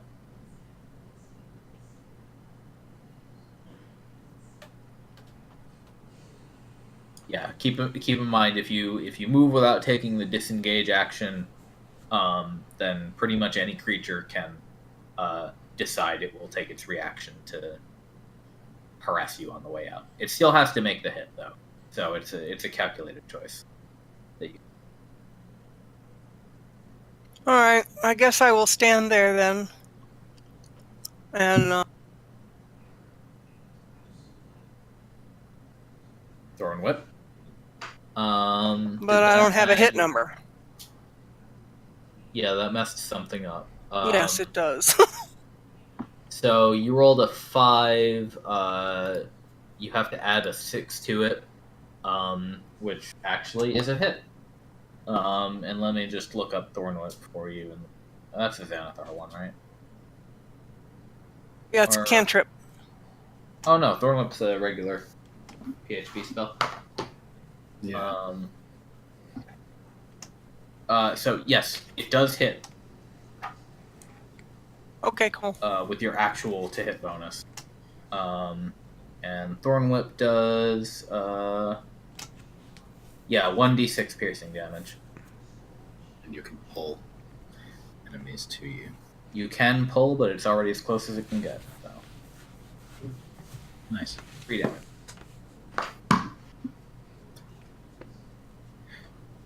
What's neat is that it's a melee spell attack. But it Right. has range. Yeah, From totally. 10 feet away. Yeah, I can only go up to 10 feet, but if it's in my face, I can do that. According to the book that I just looked at and would have to look at again to double check, but I think I remember correctly, I think it said 30 feet. Oh, is Thornwhip 30 feet? Hang on, I'll double check again, because I want to know now. You don't have to. I was Nope, gonna look at it. the book's already in my hand. I'm already at T. Worst. I am There's the no worst. range on my description, sorry. Range 30 feet. Neat. Oh, That's handy. it is. And it's considered melee.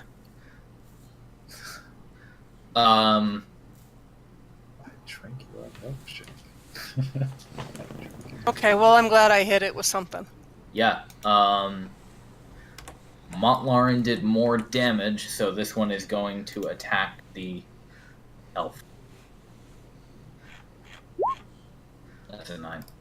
That's going to hit my shield. Yes, it will. Kabonk. It doesn't like the shield,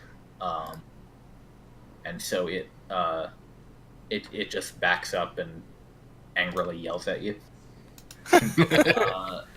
The other one is going to fly back in 1, 2, 3, 4, 5, 6. Keep doing it. One more. 7, 8. It can't actually get close enough to attack anyone, so it's just gonna kind of skid onto the ground right there, and then continue in on a running dash at all of you. And then Nimbus's turn. I'm not too happy about that creature. Nimbus is on mute. Personally, not too happy about that creature. Let's see. That's maybe.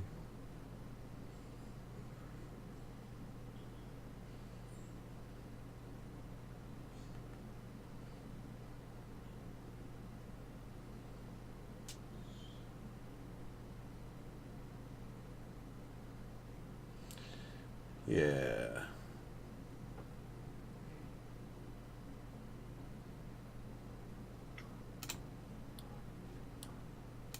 Woo! Nice. So that is a ranged attack, so you actually have disadvantage because you are within 5 feet of an enemy. Oh, wait. Oh, I thought it was if. Oh, 5 feet or right. 10? Yeah, it's not just if you're Yeah, attacking the right enemy you're next to near. you, yeah. It is if there is Oh. one in 5 feet of you. So if you want to change Oh, your well, mind, if that's the then- case, then yeah, I would have used Thunderwave instead. Okay, that's fine then. That doesn't have that same issue. Okay, Thunderwave. I am assuming you aim it at the one on the right. Yeah. Okay, so that one will make a con save. That one will fail its con save. Yay! And let's see, it gets pushed 10 feet away. So that far and takes 12 damage. And it's looking a little bit haggard now as well. And then Arineis can do anything unless Nimbus has any bonus actions. No, I'm good. Okay. I've got a dagger out. I'm good. All right. Well, I guess I'll just swing around to this side and try and stab this guy. Maybe have a repeat performance. Who knows? That hits. You get the sneak attack. Nice. Okay, so that's 16 damage. That is Nice. 16, and that is enough to take this one down as well. Yay. All right. No sudden decapitation again. Stop moving. So it's Not good. unless you really want to. No, I think I'm good.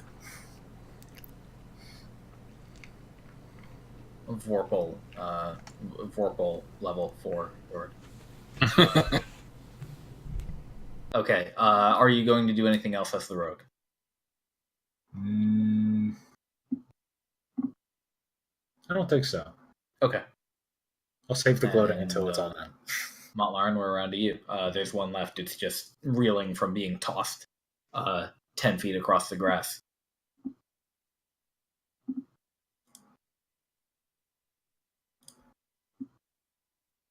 Okay. You swipe down while it's staggering and manage to clip off a chunk of its tail. It is alive, but it's doing quite poorly. I'll take it. And now we're on to Naia. Okay, she's gonna move up here. So she has line of sight. Yep.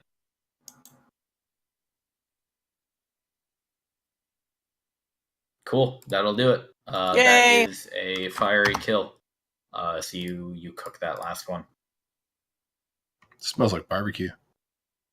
Barbecue gross. chicken.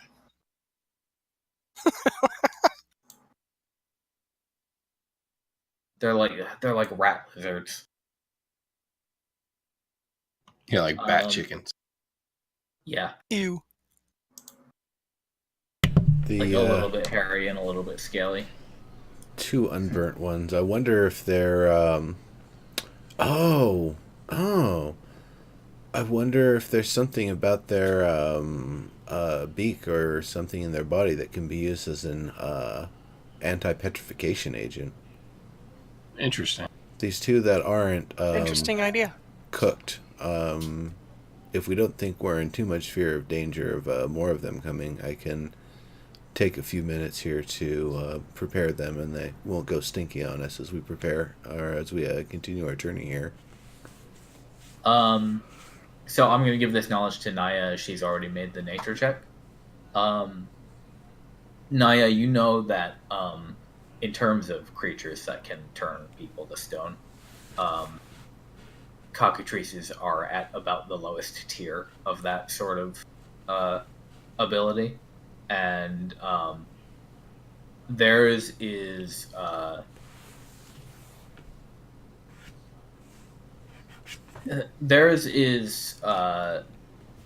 magical and not based on any kind of biological sort of deal. And unlike some other creatures that can turn people to stone, as far as you know, a cockatrice doesn't have any like anti-stone abilities attached to it. And in fact, if they did turn you to stone, it's only temporary. So it's a Right, it's a it lasts very- 24 hours. Yeah, I it's a wonder very if- I wonder if version of that Sariana sort of would thing. be interested in a temporary petrification agent. Right. I'm not sure that she can pull that though out of these corpses because they're not it's not an organic issue. Perhaps The instead, magic for petrification is not built into their physical system. It's magic. Oh, it's more like a touch spell than a natural ability. Interesting. Yeah, that's basically it's your not understanding of chemical. It is magical. I'm not sure that it's worth it. I mean, if you want to Okay. take the head or something, and we stick it in a double sack so it doesn't stink, but I wouldn't go through the whole thing about preserving. Yeah, it only takes 10 minutes. Okay, from what I know of them, it's not an organic thing that you could pull something out and make it useful. Well, This then, is strictly magic. I suppose the other question, is there any other part of them that would be worthwhile or resilient in crafting in any way? Otherwise, yeah, we could probably just leave them. Just take note that we found them.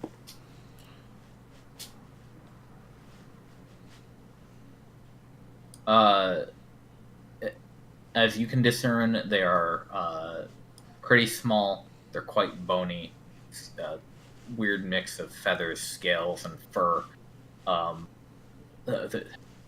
You don't even think they would make good eating.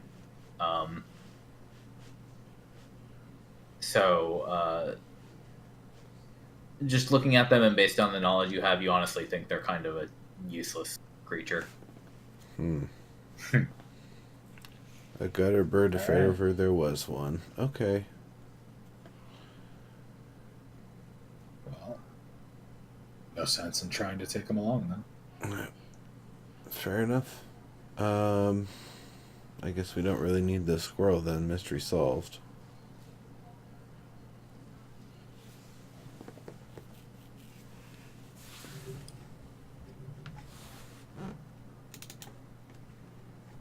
And that was the. Did anybody afternoon actually event. take any damage? No. Anybody need a heal? Aside from Badam. Nope. But Okay. well, he can't. I guess he could be resummoned. Yeah, I don't have the reagents. Yeah. Plus the big part is the brazier, which is a little hard to. Well, Nimbus doesn't even own his own brazier. He Yeah, uses Dex. use the one Dex has. I could probably have bought the stuff by now, but I've been buying spells. So 2 more hexes before we camp for the night, or one more? One more. Okay. So yeah, go ahead and move your 1, and then we will decide who's taking what. So Mont'larin's in the party as usual, so I think the way we do it is Mont'larin does it, and then you just have one other person go. Yep. Who wants to be the person to roll the encounter checks through the night? I'll do it. Yeah, you can Okay. do that. I'll probably Don't forget to use your rations. take 2 the on other the watch way then. and a third one. No, the first 2 on the way were free because we went with the supply Yes, cart. they were. So yeah, please only use 1 ration now. Oh, okay. Mont'larin, can you hit the other button? I can. Okie dokie.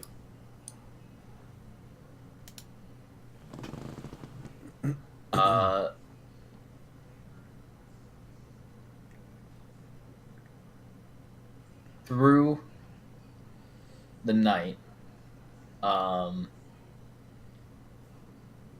you guys have set up your tent. Everybody is sleeping except Mont'larin. You're 5 miles out from where you dealt with those hostile chickens, and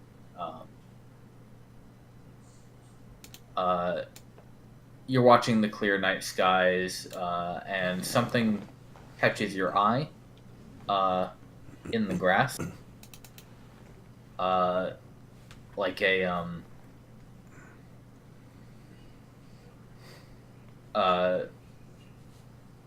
kind of like a the way grass would look if there was a snake moving through it, but like a lot of them. Oh shit. Okay. And then a moment later, it gets closer to your campsite, skirts around the edge of it, and you catch the glimpse of a school of fish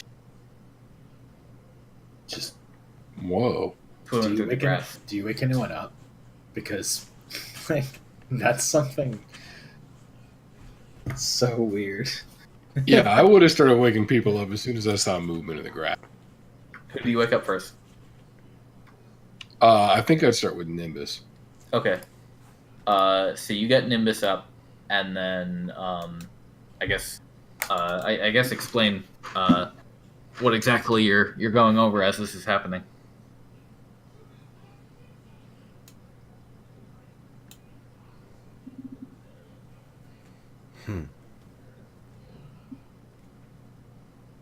Or I mean that was a request. Please tell me what you said. Oh, sorry, I didn't have my push to talk on, so I just told myself what I Oh, was okay. doing. What I was saying, first thing I would have done is gone over to Nimbus, sort of tap him awake, pointed the movement of the grass, and then immediately move on to Arineis and Naia and do the same. Okay. So by the time you get to Arineis and Naia, you can see the fish passing by your camp, and Nimbus, you've come out of sleep enough that you are also noticing that these are fish swimming through the grass. Hmm. I think it Look like river fish. I'm gonna try to use shape water to basically feel around. Do I feel like the presence of water either in front of or in their wake? You do not. all right, so I don't know if Arineis would be awake enough to do this. Uh-huh. I want to throw out a fishing line. I don't know how fast they're going or how quickly. Roll I can get this stuff initiative. together, Make an initiative roll, please. Okay. I don't have my character token, so it's just whatever this one is. +4. So... There we go. Unfortunately, coming out of sleep, being like, why are you talking about fish? Getting up, seeing the fish, saying, oh, I should get my fishing line. Going back to your pack, grabbing the line, and then getting ready to toss it out. By the time you get to that point, the school of fish has scattered and are long gone. Boo. All right.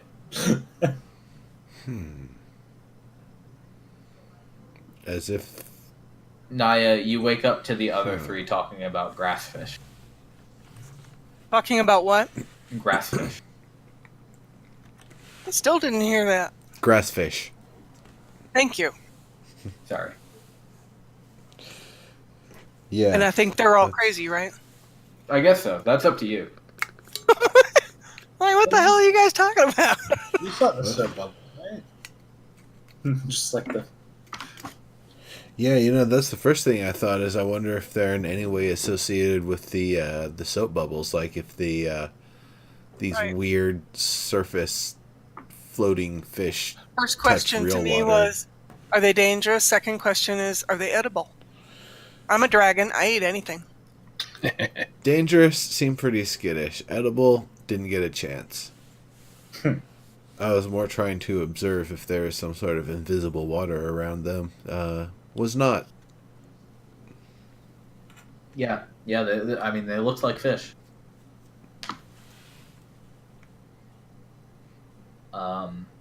But after that, unless any of you make some attempt to pursue these things after they've disappeared into the long grass, I assume most of you will return to sleep and wait until sunrise. That's my plan. Okay. Yeah, that's a good idea. Day 4 of your journey. Naia, your Beaver card is pulling you still east, ever so slightly south. I like how that's what you're calling it. Okay. I mean, it is what it is. But... Why would I call it anything else? So I moved us one southeast. Do we need to do encounter rolls or any of that stuff? Not for the first one. Okay. And now, Are we still Um, south from here, or is it now pretty much east? now the card is directing you directly east. Okay. Stupid hexes. Well, what I'm looking at is Nimbus, you have a way to make sure that your disc is appropriately tethered for going over bog. But I'm looking at the rest of us and wondering, do we all have bog gear? Well, that I was mean, we don't, right? kind of the idea is that we don't really have this sort of equipment, so this will be the mean, next it's best tall. thing is you can just pull yourself up Arineis to is floating tall. tether. That's tall about all I've helps. got going for me. Um, All right. So is it like you got it's boots. not just like purely It is not swampland? okay. It's not Right? pure swamp. It is not. It is not. What's the word? Well, it's not like it's a lake. Right. It's the difference between like water with trees growing out of it and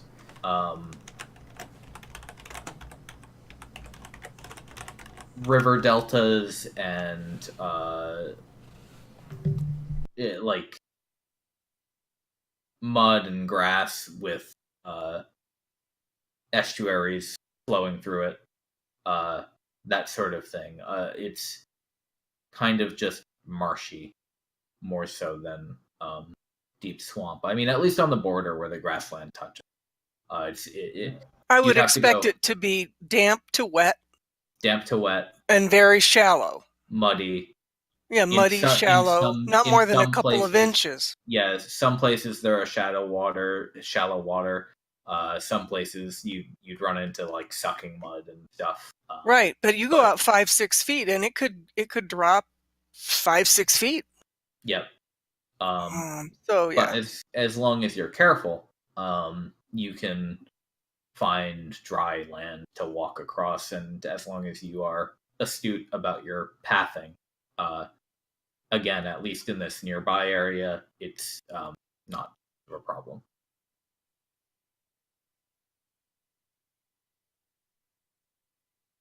Really, anywhere where there's stretches of shallow to deep water, I can kind of make ice to make it easier to pass by. Yeah, that helps. So as soon as you guys want to make your next step, whoever wants to move the token can do so. Okie dokie. So did you say directly east, more south? Directly east. Okay. I think it's still better if we're trying to have as little time in the marsh as possible here. Okay. Swam. And Nimbus, you can roll the encounter checker button. Oh, hey. Oh, look at that. Do you want to roll the encounter button? Sure. Okay, number 12. We've been rolling a lot of these 20s for this. Yikes. Yeah. Okay. Things happen. It's cool. Okay. So I think I need to wait for Mont'larin to get back, unless he's already back. He's back. Okay, he's back. So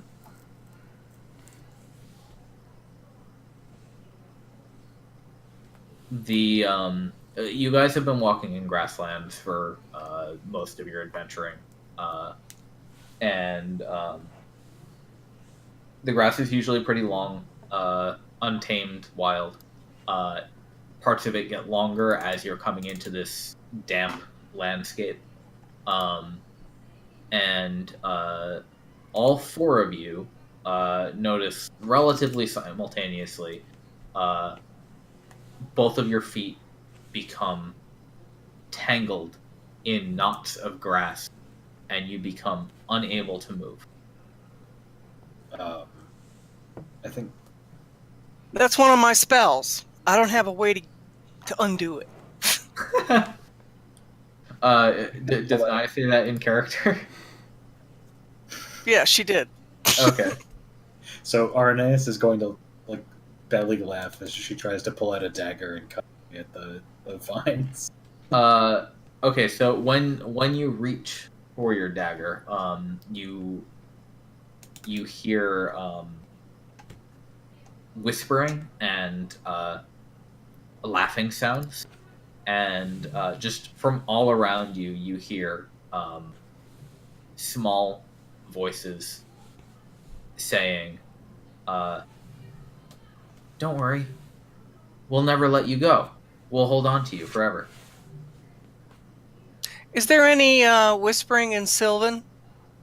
It is speaking in languages that you all understand. Okay. It enters your mind naturally.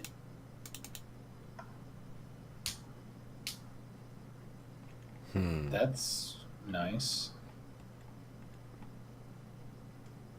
I think I want to try something. Okay. Can I turn the faithless? Let's see. Painful for Fae and Fiends. Present your holy symbol, each Fae or Fiend within 30 feet. Turn for 1 minute until it takes damage. I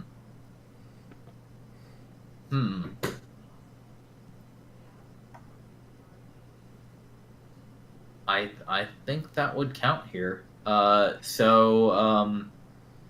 Cool. Yeah, so by the way, what's your holy symbol? Oh, it's a symbol of the Green Man. I actually have it in here. Yeah, medallion of the Green Man. Okay. Cool. Do you say anything when you do this? Yeah, 1 second. Huh. Sorry, I've you caught seen me that a eating bunch potato chips. before, but Yeah, as I push to turn the faithless, I will comment like Naia did. I will say, I understand this power, yeah, and I ask that you leave us be. Okay, so first from you, and then from everybody else, the bands of grass recoil, and you all hear the whispers, but they're generally directed to Mont'larin, and they just say, "We're sorry. Realize we didn't want to offend someone like you." And the grass all just like flattens in a circle around you in that 30-foot radius, and then stops talking. Nice. Okay, I so will we want to offer take my thanks. advantage of this moment because we're looking for Tilda. And pro tip, I can't do that again until we rest. So That's fine. I'm just looking at. Okay, let me ask a couple of questions. One, do we have any sense of how many there are?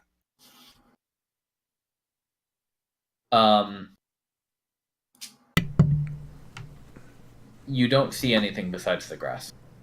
Right. It's but, the grass itself. But we heard isn't the it? whisper. Oh, okay. I see. That's as I walk out of the circle, I kind of ask to the grass, have you lived here for a long time?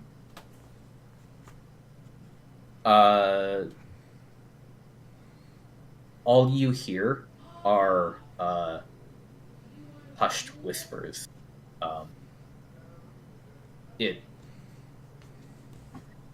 You think maybe the fear of Mont'larin is preventing a reasonable discussion. I say it again in both Sylvan and Primordial as I continue walking out of the. Can you make a persuasion roll? yeah, we should move on though. We don't want to.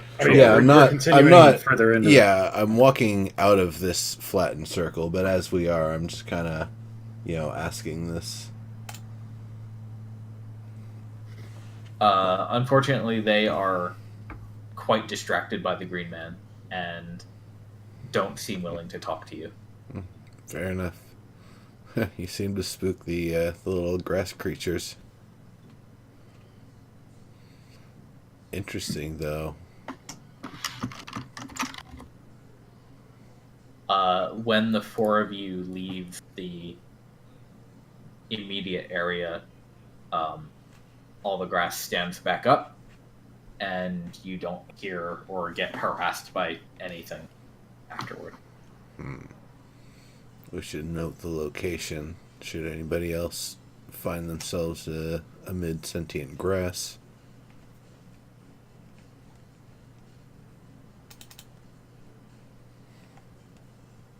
Whoops. And as the day draws on, Naia, your card is tilted ever slightly north. Ever slightly what? Northeast. Okay.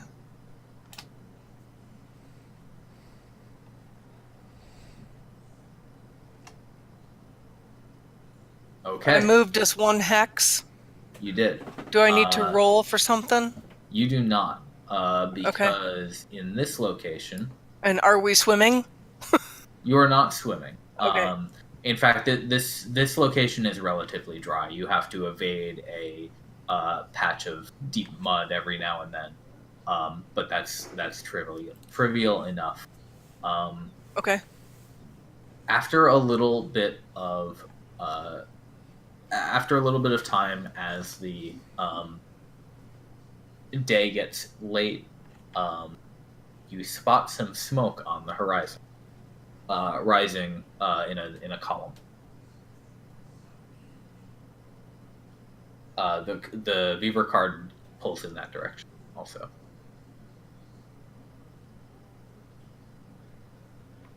Well, that's a good sign. Yeah. I believe that is, in fact, the destination we're looking for. Okay, I moved 1 more hex northeast. Oh, no. You don't need to move. We are in the. Oh, okay. Yeah, you can move back. So if you follow the smoke, you will come across a fairly dry patch of land, and the source of the smoke is the chimney of a squat stone house, sitting all alone on a you would call it a hill in this area. It's a little bit higher around than the outlying terrain. There is a wooden fence around one section of it, and as you approach,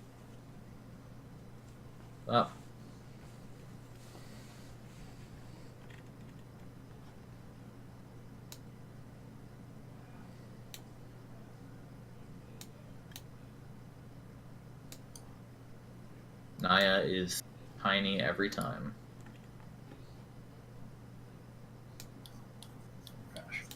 It's to Is make that up so? for her actual size, right? As you approach, you spot the gray-haired woman you met previously, tending to a garden full of leafy plants growing on stalks.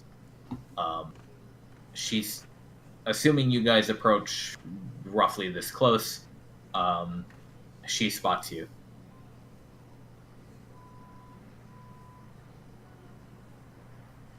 We would certainly wave. Yeah, exactly. Yeah. She calls out, "Hello!" Hello, Tilda. We're finally here. Naia, everybody else from your adventurers. She comes over to the fence and greets you all, and Thank you for sending the card, the device. It worked very well. You made it with the Beaver card. Yes, I'm glad that helped. I'm glad you were able to get my letter. Was it a long journey for you? Not too awfully long. We have a stayover place not too far from here, about a day and a half. So it worked really well. Good. It sounds like you're doing quite well for yourselves then. Managing to um, get out into this zone. Um, uh, I'm sorry. Here, why don't I invite you all inside, and we can chat. Okay. And she'll just hop the fence, um, and lead you to her door, which she will open for you, and beckon you all inside. If you are all amicable introduction, she will take your names, Right. introduce So I can yourself. introduce everybody. Yeah, I'll wait for Naia's introduction before saying anything. Right. So just introducing everybody to Tilda, and so that we're all like on the same page. Pop quiz later. Yeah. And inside the house is small, fairly cozy. She has a fireplace / oven going in the corner, the source of the chimney you saw. She has a lot of stuff strewn about the tables, plants growing up and down the walls, herbology stuff about mortars and vials and crates full of plant stuff, just kind of not really haphazardly strewn about, but pretty much filling the whole available space. And it's aside from the wall off to the right side, it's mostly just the one room. And she says, "Well, I was really hoping I'd get to see all of you soon. I mean, I actually had a pretty good feeling about it when I woke up today. So I'm glad I was right. The premonitions came true. Why don't I make tea for the group, and we can talk about whatever we want to talk about." Thank Sounds you. You're like most a- gracious. Sure. Sounds like a great idea. I've been looking forward to talking with you again since we met. That was quite a long time ago. It was. So she'll busy herself with her tools and invite you to sit wherever you want. She has a table. Okay, are those Chairs seats around over it. there in the Yeah. corner? Okay. So Naya and I are about the same size, but Yeah.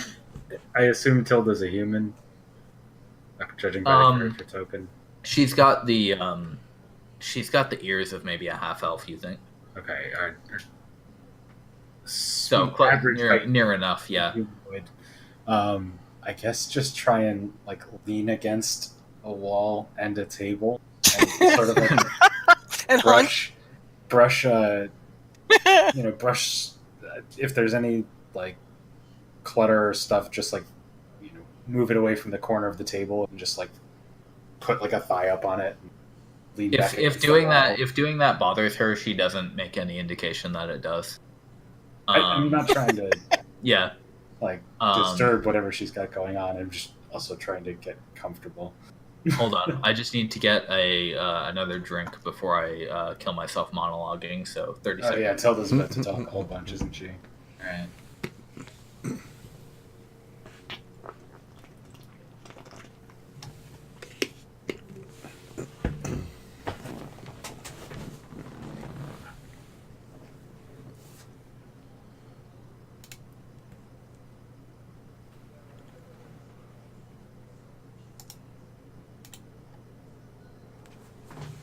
Okay.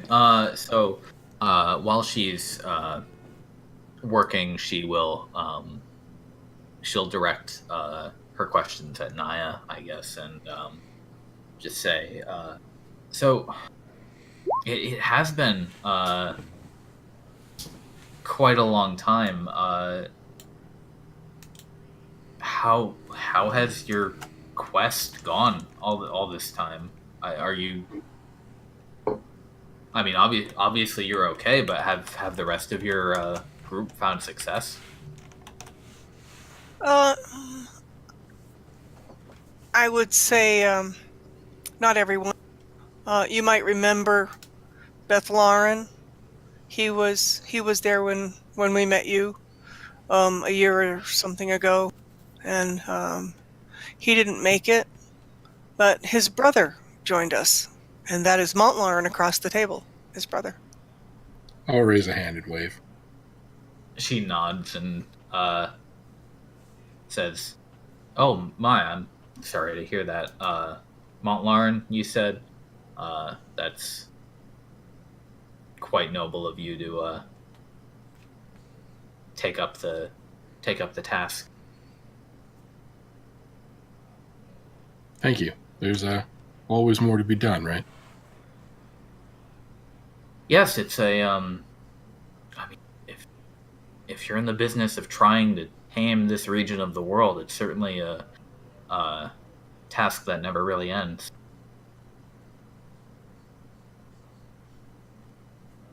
You seem to have done pretty well for yourself, though. Indeed, well, actually, I have some particular skills. You might call it family magic.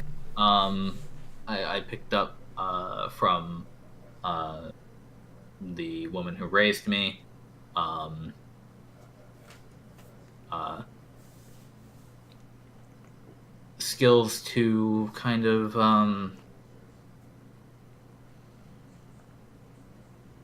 what did you call it? The Redshift? Yes, that's what we've been calling it. Make it so that at least in this little house here, it doesn't bother the stones and the wood the way it bothers everything else.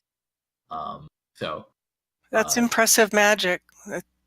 Not seen commonly, really, anywhere else. Only one other place have we found where someone knew a way to mitigate the damage of the redshift.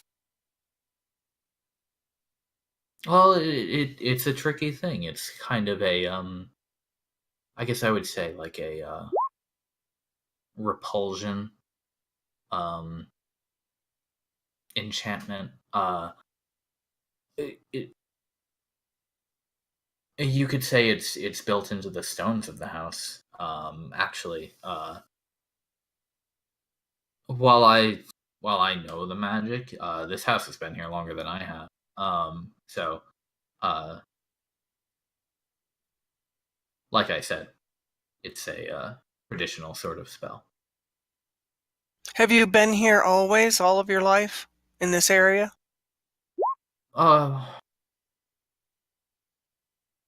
Most of it, and Mont'larin, I would say, the phrase "defying change" is definitely more accurate.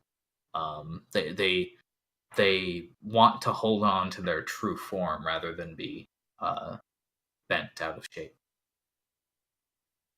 And the house as a whole.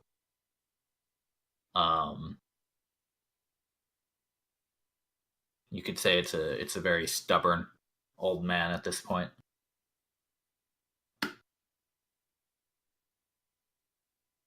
But yes, I have lived out here for most of my life. When I was young and my mother still lived, we would occasionally venture to different locations when the during the times when the redshift would wane. But I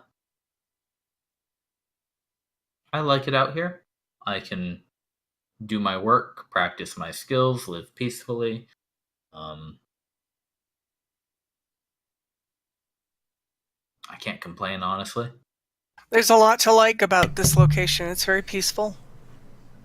Yeah. Yes, as long as you make friends with the nearby wildlife. Yes. We met them on the way in. Oh, well, you seem like the sort that can certainly handle yourselves against that. Yes. Well, it was just as much those as the. Personally, I prefer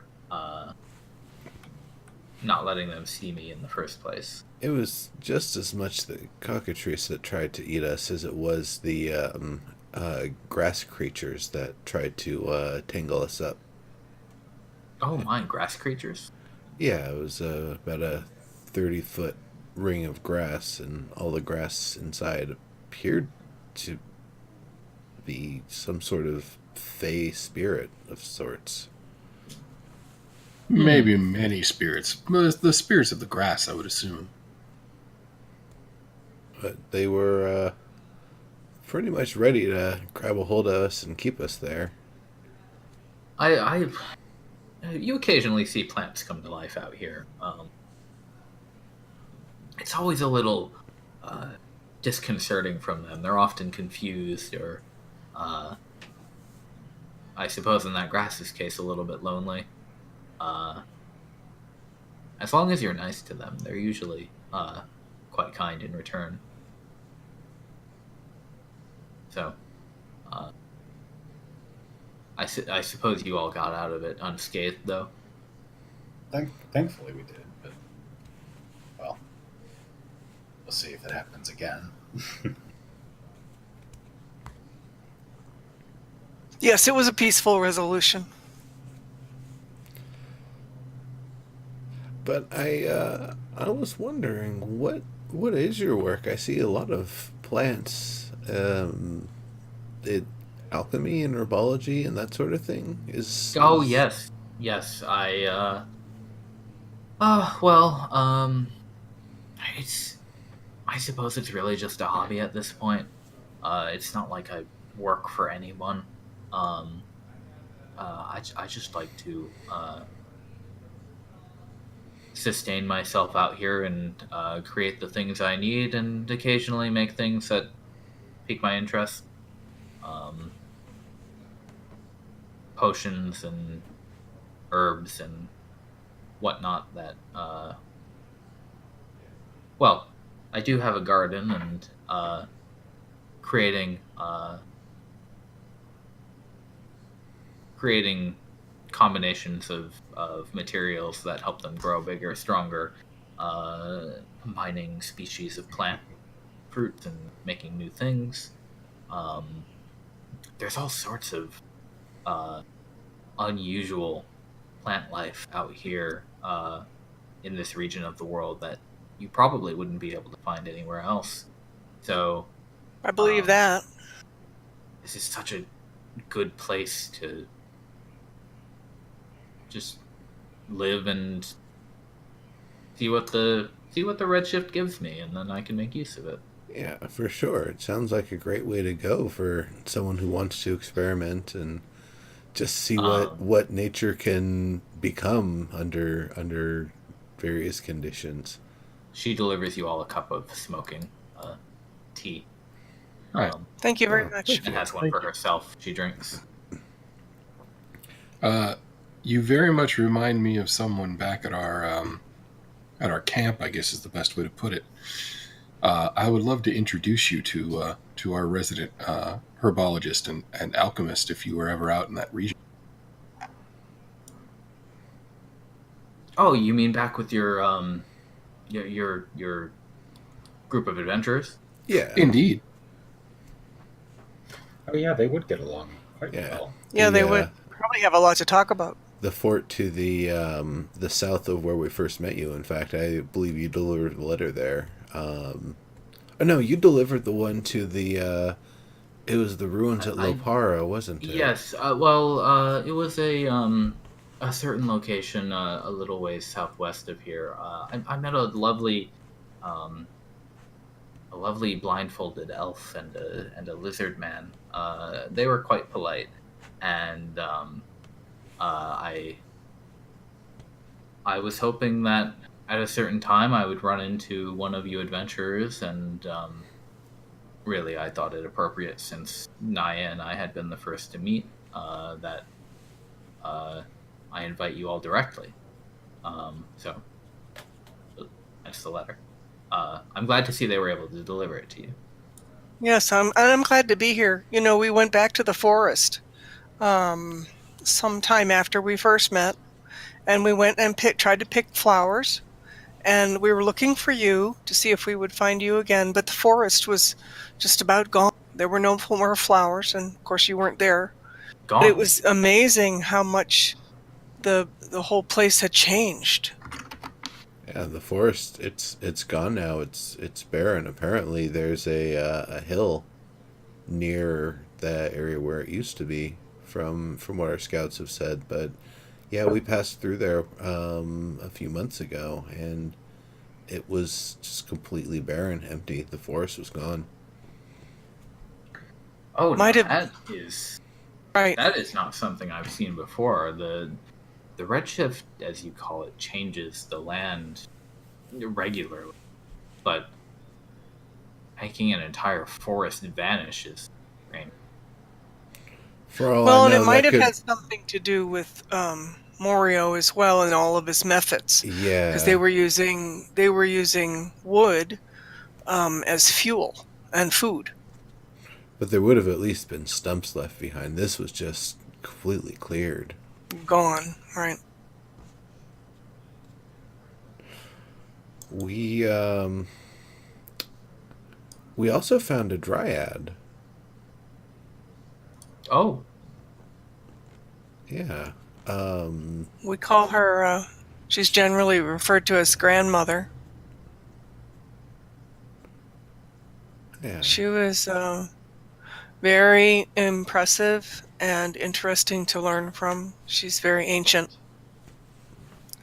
We learned some about the history here. so she lives in the zone as well. Yeah. She does. Up further north, due east and northeast of where we first met in the forest. Am I saying that right? Yeah, northwest from okay. here. Yeah. She was using her magic to try to protect as many of the creatures of the forest as she could. So is she is able to survive and avoid the Yes. twisting? Yes, and she's able to take it from others and to cure them. So she has skills that are different than yours, but also very helpful to the beings that live in the grove up there where she is. Oh, You know, so wow. it takes a lot of her life force energy to do it. Well, I would love to meet her.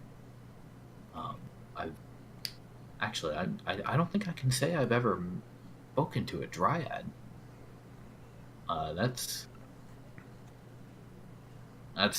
quite fascinating.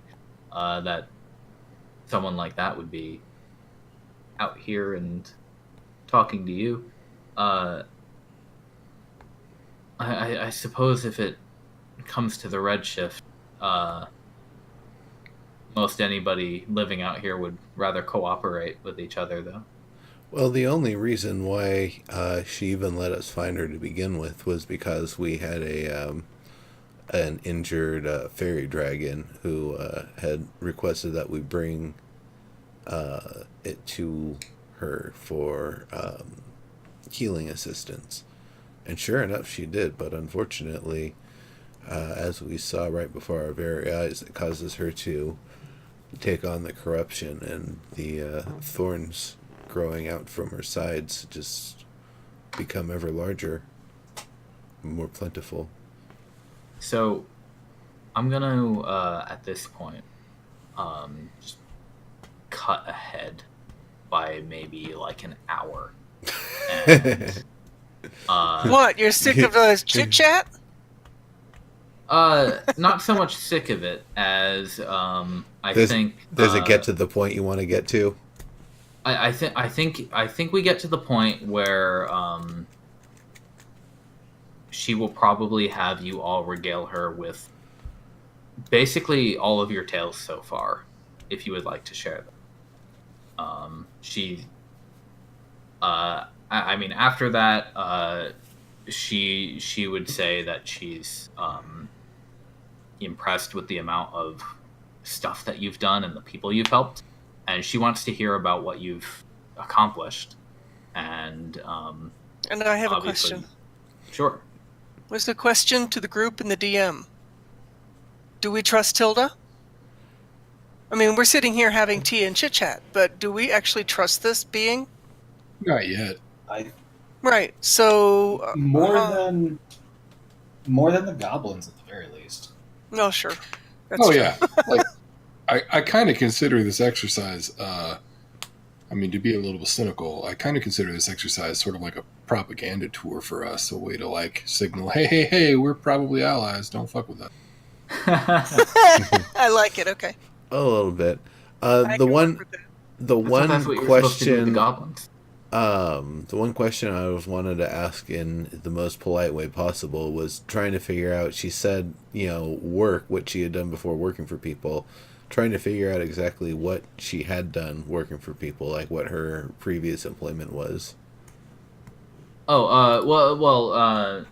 I might have misspoke a little bit. What she said was that she does not work for people out here, and she hasn't really done that ever in her life. She's kind of lived a self-sustained I see. Like a existence. hermit life? Yeah, hermit. Gotcha. Okay, never mind then. I get So you. she's like the local bog witch. Pretty much. Pretty much. Okay. Nobody's getting sleepy from the tea, right? You certainly don't feel sleepy. Okay. Well, it's like here we have come all this way, and she basically not just invited us here, but gave us a way to find her. So that suggests she really wants us to come. And it's like, we don't know her from Adam. Oh, sorry, Adam. We don't know her from a hole in the ground. It's like, can we trust her? Yeah, the house eats you and you die. Right. I mean, This eats everyone. this could be, Hansel and Gretel. Honestly, it just kind of sounds like she's been lonely. Yeah, we might be some of the first I people agree. that she's come across in a long time. She won't disagree with you there. She'll say it's. I've definitely not seen other humanoids out here. Not in my life. Well, on the account of the Redshift keeping most folks away, I completely understand that. Yep.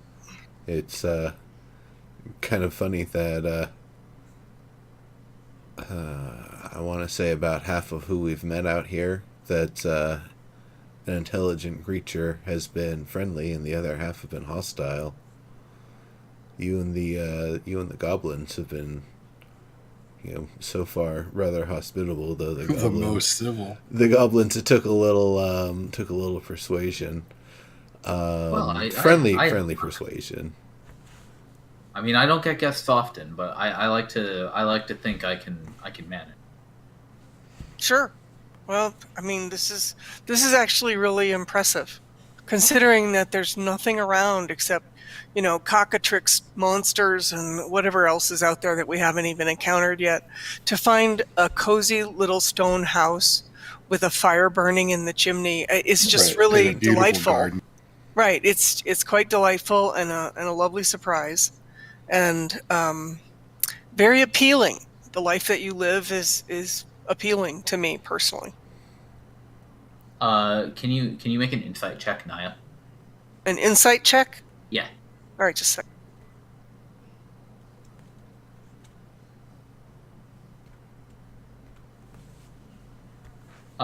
She looks very genuinely touched by the things that you just said to her. Okay. That's just the sense you get looking at her body language and everything. And she says,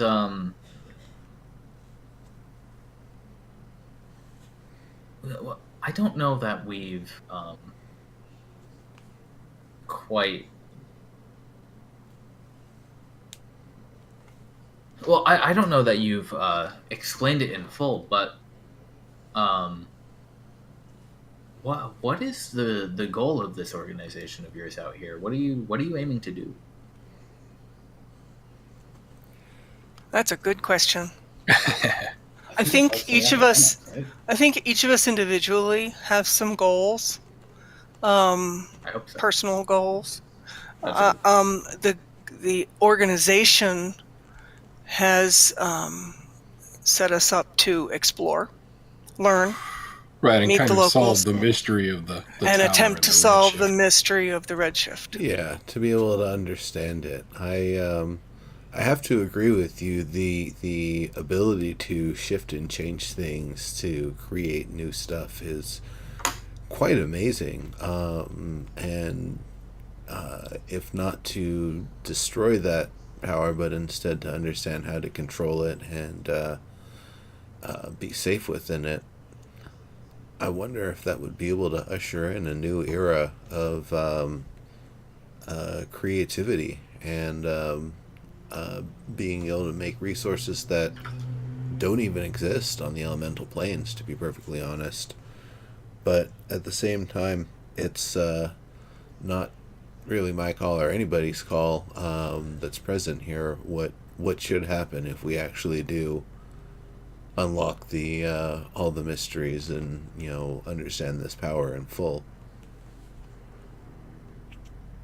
I I don't even see. know if I'll be here by then. I have other business and not even in this plane, to be honest. But that's that's other news.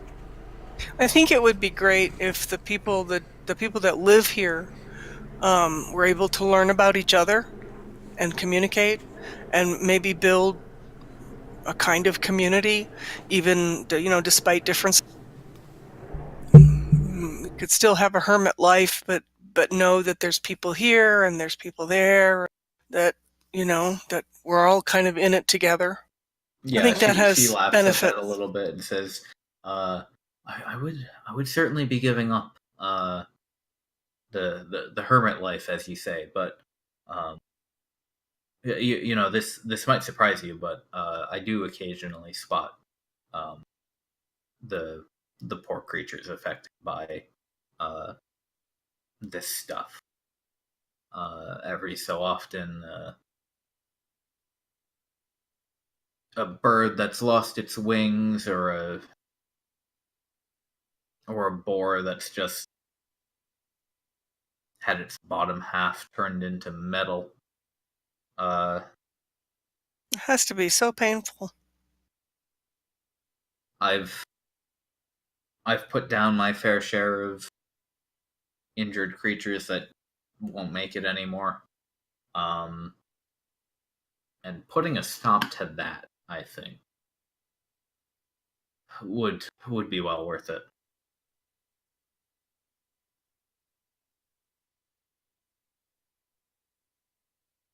This place has a lot of problems that it causes. I think it's astounding to me how long this has been going on. It's not known in the world, in the other parts of the world. And it's like, what do you mean this has been going on for how long? And it's I'm not it's aware actually. How long has it been going on? It's been here as long as I can remember. right. And the grandmother spoke of it as well as being here for a very long time, beyond memory. Centuries, if not millennia. The Right. best context we can get is that the Cradian Empire was in mere infant stages, while during the She doesn't contemporary know what a time. Cradian Empire is. But we're talking like 1,000 years. I mean, it has the potential for having been going on that long. The fact that there's any life here at all is amazing and quite remarkable.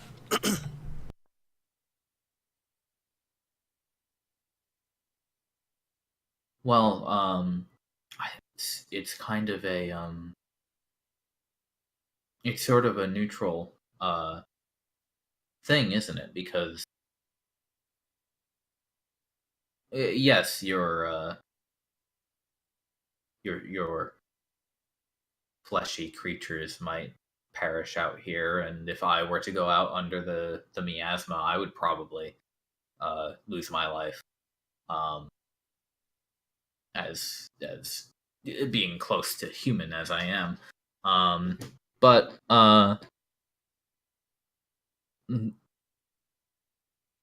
even so, you've seen it too. Things come to life, and new things fill the niches that this place provides. So even if it's deadly to some, it's in fact an ideal environment for other things that wouldn't even exist without it. Yep, who are we to say what life is or how it looks? But it does seem to be that the redshift here is not natural to this plane of existence. And so far, that's the current thinking. So that raises questions in terms of how did it get here? Why does it remain here? Those are good questions. And those are the kinds of things that we're kind of adventuring to try to discover. Have you found any ideas so far, inklings of why it's happening? No, not really. We found hints that it is unique to this location. And it's not the only thing going on. We've seen issues of temporal displacement. We've seen all kinds of odd things. And it's, is it all the redshift? Is there something else going on and the redshift is just a part of that? It raises many more questions than we have answers for.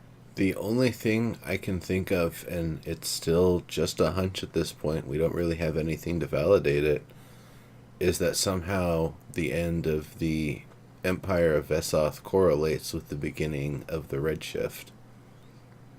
Whether they caused it, whether it was an accident, a curse bestowed, what happened, no idea. Right. We need to learn so much more.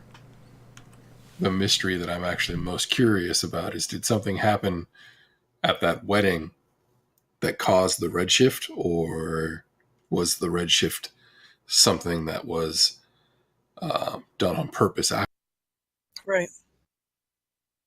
Ooh, hold on. I just remembered something. She grabs something off of one of the shelves, brings it back. It is a coin, and on one side is the relief of an elf, and on the other is a three-pronged, either short trident or talon, you would say. And she gives it to you, and she says, I found this once, just digging in the garden. I coin of some sort. If there was a land here previously, maybe this was from there. Wow. Does this match the coin that the coins that we were... Oh, crap, hold on. What? Does this match the coins we were seeing in Midoro? Let me see. Did you guys actually Yes, we had participate coins. in money? You did have. Yes. You were given coins, right, Naia? Yeah, We won stuff and we got coins, yes. Oh, no, we got ribbons for winning stuff. No, the coin was somebody had made a transaction and got change. Right. Okay. I made a transaction and got their coins. So, thinking Which back, poofed. thinking back, you remember the Talon emblem.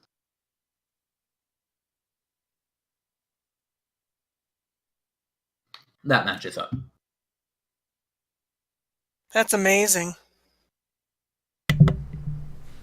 That is a great find. Thank you, Tilda. That's Could we do a rubbing or something and give her the coin back? That's sort of Oche, by the way.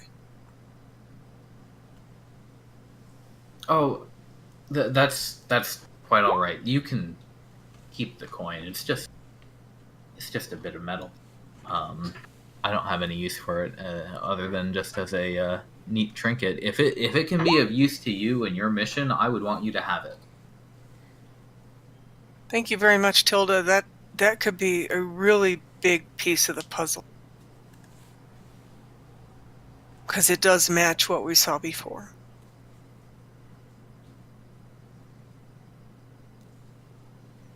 If it is, I'll be quite proud of myself.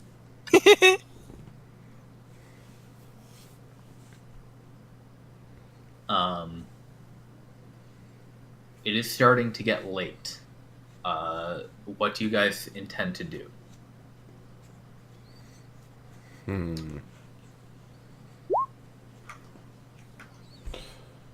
We should probably be on our way.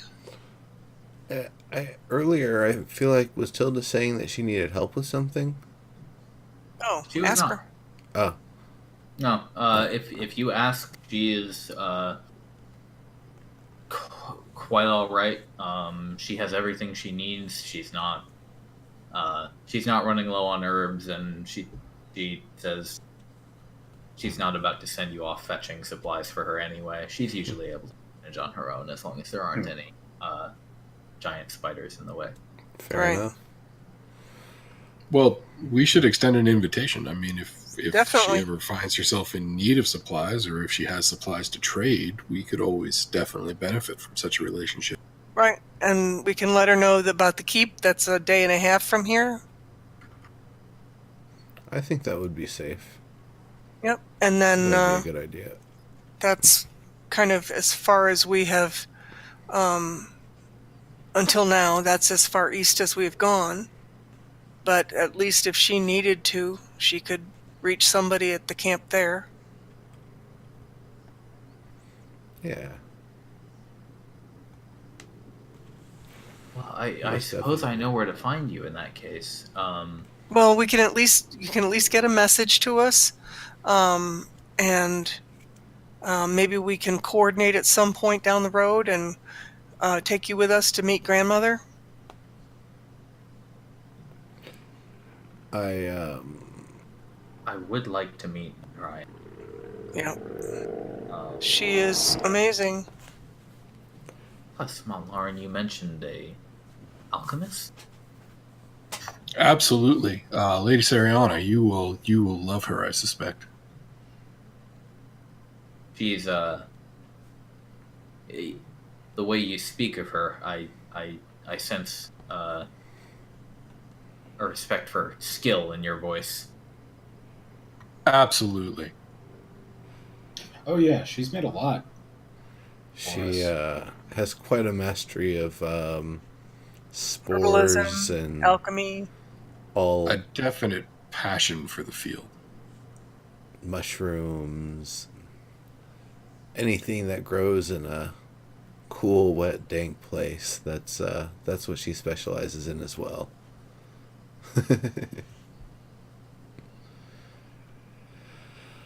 In fact, That sounds like a good person to have on your team. I She's very helpful. was wondering, you generally probably don't get a chance to show off. Is there by any chance a fruit or even the seeds of a fruit that we would be able to bring back? A plant that you feel really proud of, something either tasty or useful in some way. I would love to be able to have us grow some and give you our feedback on how it turned out for us. Would that be of interest? Well, I certainly wouldn't be shy about doing that. Unfortunately, at the moment, all of my garden is in the early stages of spring, growing new after the after the of winter, so course. I don't have anything to show off right now.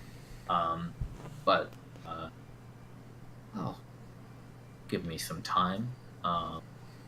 Let them grow up. I'm working on a couple new ideas this year, so maybe in a few months I'll have something impressive.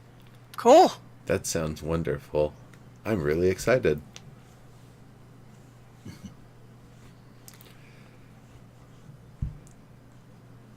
Well, We should you probably get so going much for your before it gets too hospitality. late. yeah. Thank you. Thank you so much, Tilda. You're It's welcome. been great to I'm see you glad you again. decided to come by and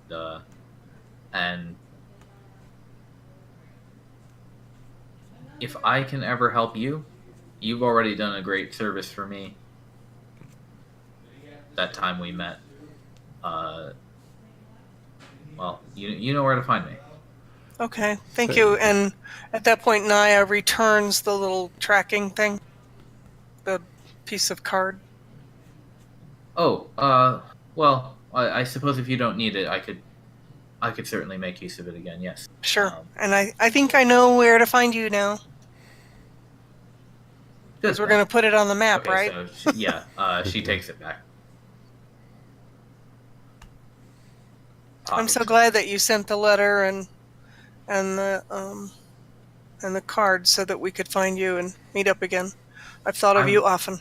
I'm glad I've got to meet you all. I think the work you're doing out here is going to be important, and at the very least, I'm glad I'll be able to see it.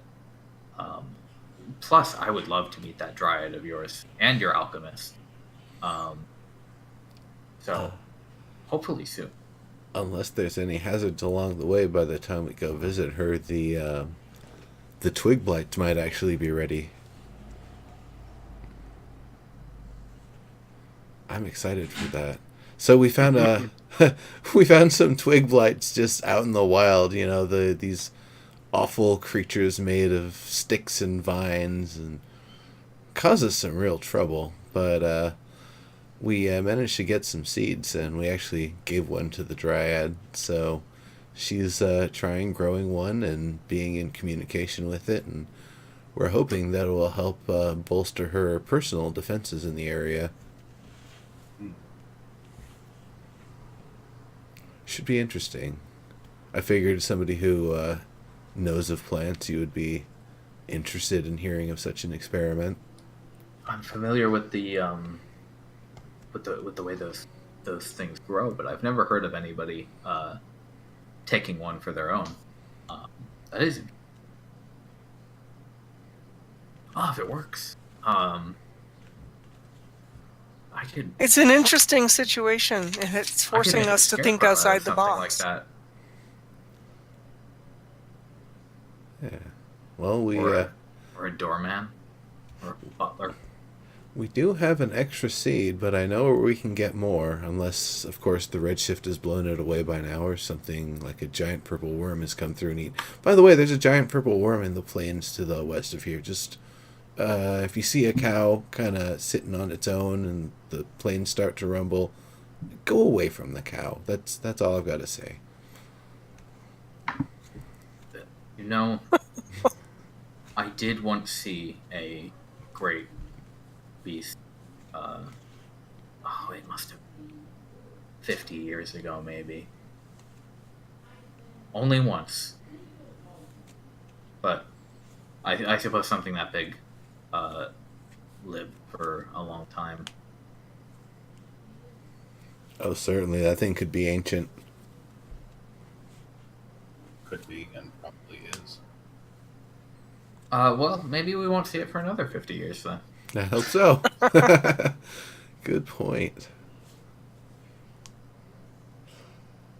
Okay, well, we should get a move on before it gets too dark. Yep, it has been a pleasure. Thank you so much. You are very welcome. She will clean up after all of you and see you off. Arineis puts the stuff she slightly moved out of the way back where it was. Fantastic. And and out we go, I suppose. I suppose. Indeed. Okay.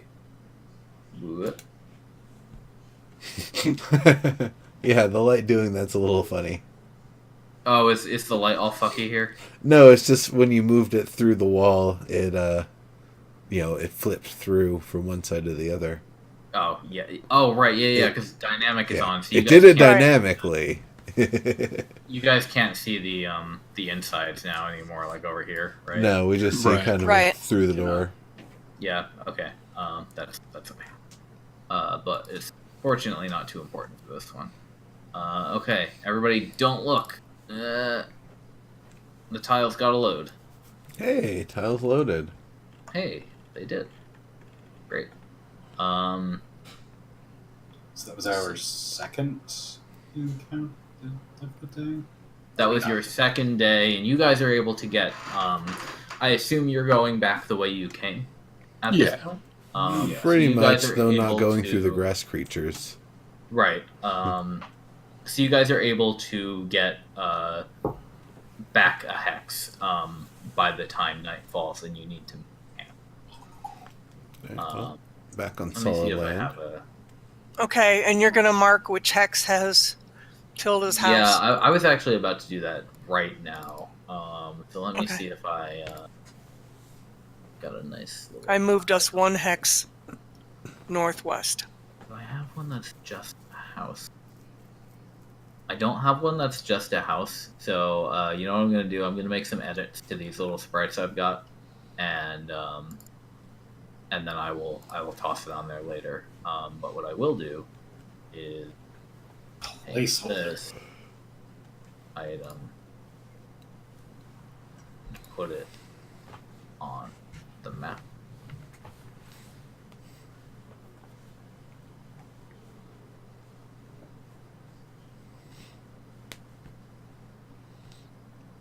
There we go.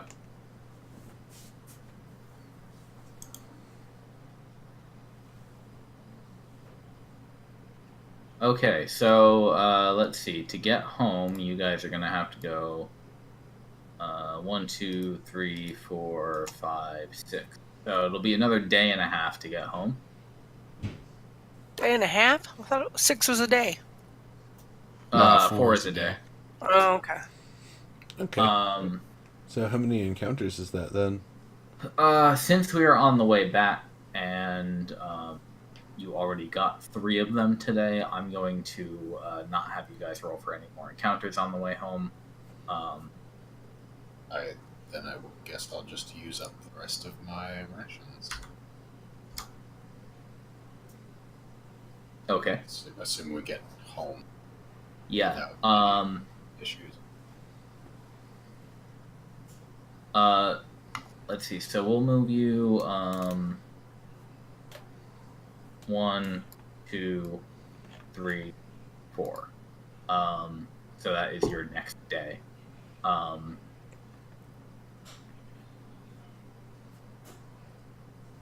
One thing I need everybody to do during this night, as you are, after you've set up camp, most people have settled into bed. The person, or well, I guess Mont'larin's on watch. He's first. Can everybody make me a Constitution saving throw? Probably. I can make Probably. Oh, whoop, that's a check. Oh yeah, go ahead and add your saving throw to it. but you're a It's wizard, my check and my saving throw are the same. so Okay. Either way, you're all fine. In Nimbus, you're a little bit itchy, and just checking your arms and legs, you see you're kind of torn up with bug bites. But oh, that's right. It's getting into summer. what? Oh, that's right. It's getting into bug season. And in a swamp. Yeah. But it's a minor annoyance. it keeps you up for a little bit in the night, but you're able to deal with it. And the annoyance subsides after some time. None of you suffer any ill effect.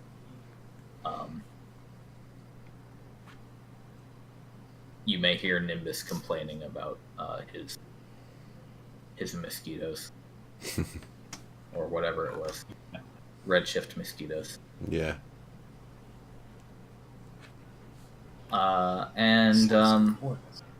What? Just talking out loud. I could make really big mosquitoes if you want. Please don't. No! Please don't. I vote no. Only if it's something Naia can summon.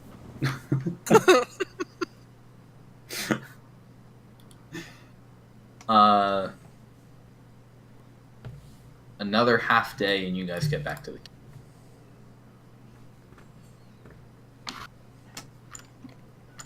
All right.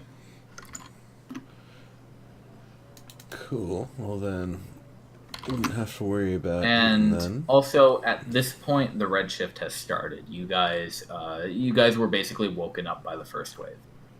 Okay, are we staying at Keep Silex? I need to head back. I've got some business with Smitty. I need to. We should probably report in anyway. Can we Okay. make it to? Can we make it? to Fort- Yeah. The Redshift. You can outrun the Redshift on foot. Okay. Let's do it then. Yeah. Yeah. You don't see Van anywhere and Keep Silex, so you assume he's gone back home already. Did they say he's come back already? Yes. If you ask, they will Okay. tell you he's already passed through. Good. Okay, then he's not still up there. That's Yeah, good. it would suck Decided if to you go lost track back. of time. And so you go. So another 1, 2, and then 1, 2, 3, 4, and you get back in like mid-afternoon, the day after.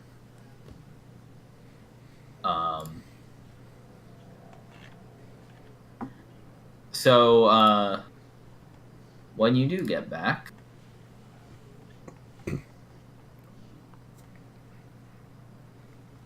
stop.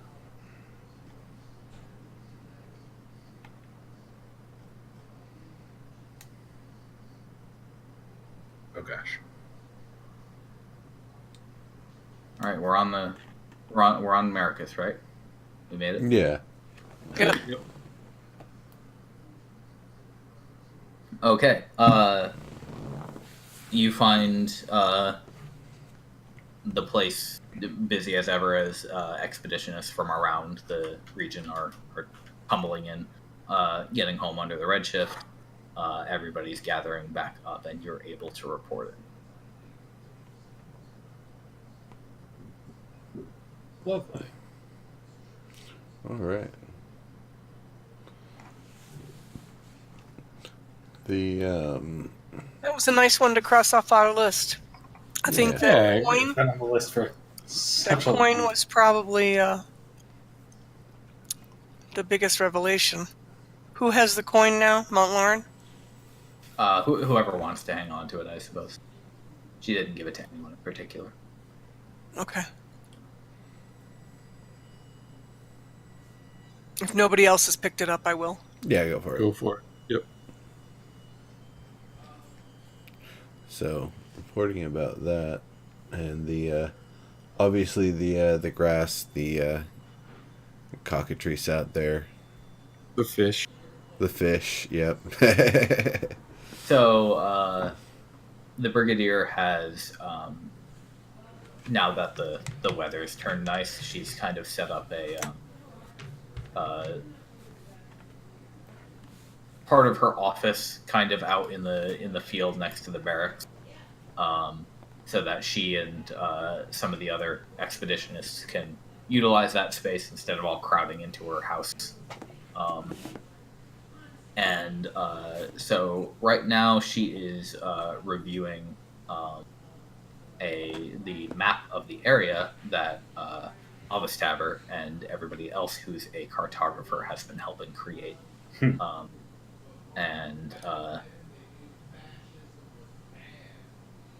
she's got one entire end of it pinned down with her claw and just moving across the other areas of it, marking the occasional spots, and she'll let it go and it'll furl up as you guys approach. You inform her of the stuff you encountered, and you inform her of your encounter with Tilda. So how far into that do we want to go? I'm good with picking that up the next time we play or summarizing it in the chat. I was gonna Yeah. say it'd be fine to summarize. If were there any specific Sure. questions? Oh, hold on. Were there any specific questions that they had for us about her or her place? The real thing the Brigadier wants to know is she a friend? I would say that it appears so. Yeah, seems that way so far. That's good news for us. One more ally in this place. Yes. One less potential foe. I'm not so trustworthy that I'm immediately want to bring her back here, or that I want to immediately take her to meet grandmother, but we have pointed her in the direction of Keep Silex, in case she has some need to get a hold of her, and that she would be protected there. So she's aware of it. And she seemed very interested and supportive of what we're doing. That's good to hear. Yeah. I respect your judgment on this. So if we do run into her again, and if she makes contact with us, we'll do our best to be accommodating. Who do we show the coin to? I think that would be Dex, right? That would be my guess, yeah. Dex, the Brigadier, yeah. Well, if they're all in the same room at the same time, it doesn't really matter. Or outside? Right. Yeah. Yeah, on the lawn. I think we need to show that as part of the report. Sure. So you can obtain a dex and show him the coin, and he will take it, examine it, and confirm for you. Yes. If I remember correctly, that would be one of the sigils of Vesa. That looks right. I don't recognize the elf on the face of it. I'm not certain of who they might have put on their currency. Maybe it correlates to that elf in the scroll we found. Oh, the adventurer? Yeah. Do you whip it out? Yeah, for sure. I mean, I thought Dex already had that one. I've been holding on to it, but he helped us okay. translate. It's that one, actually. Yep. Taking the chance to look at it, you hold up the coin next to the face of the hero, and well, the hairstyle is quite different. They are both elves, but it's hard to say if they're the same person based on just that. Yeah, it's just a thought. Either way, How much can I do to restore the coin with restore what? Restore the coin using... You are cutting out. You're breaking up. God damn it, fucking motherfucker. Using mending. Using mending on which item? The coin to restore it. If we had any more detail. I guess. Is it broken, though? No, but It'd be warm. weathered it's edges. not broken. And stuff. That might be the domain of prestidigitation. If it was rusted at all. But Actually, you think Tilda probably shined it up a bit herself. Gotcha. Okay. So it's relatively pristine for like an old coin. Okay. Gotcha. Cool. Well, never mind then. But Dex will offer it back to you guys if you wanted to hang on to it. Okay, I'll put it in my satchel. Sure. I was gonna say if either that or at least we should send a rubbing back to a few different places. Do you want to do a rubbing for your journal? Yeah, I do. Okay, let's do a rubbing. All right.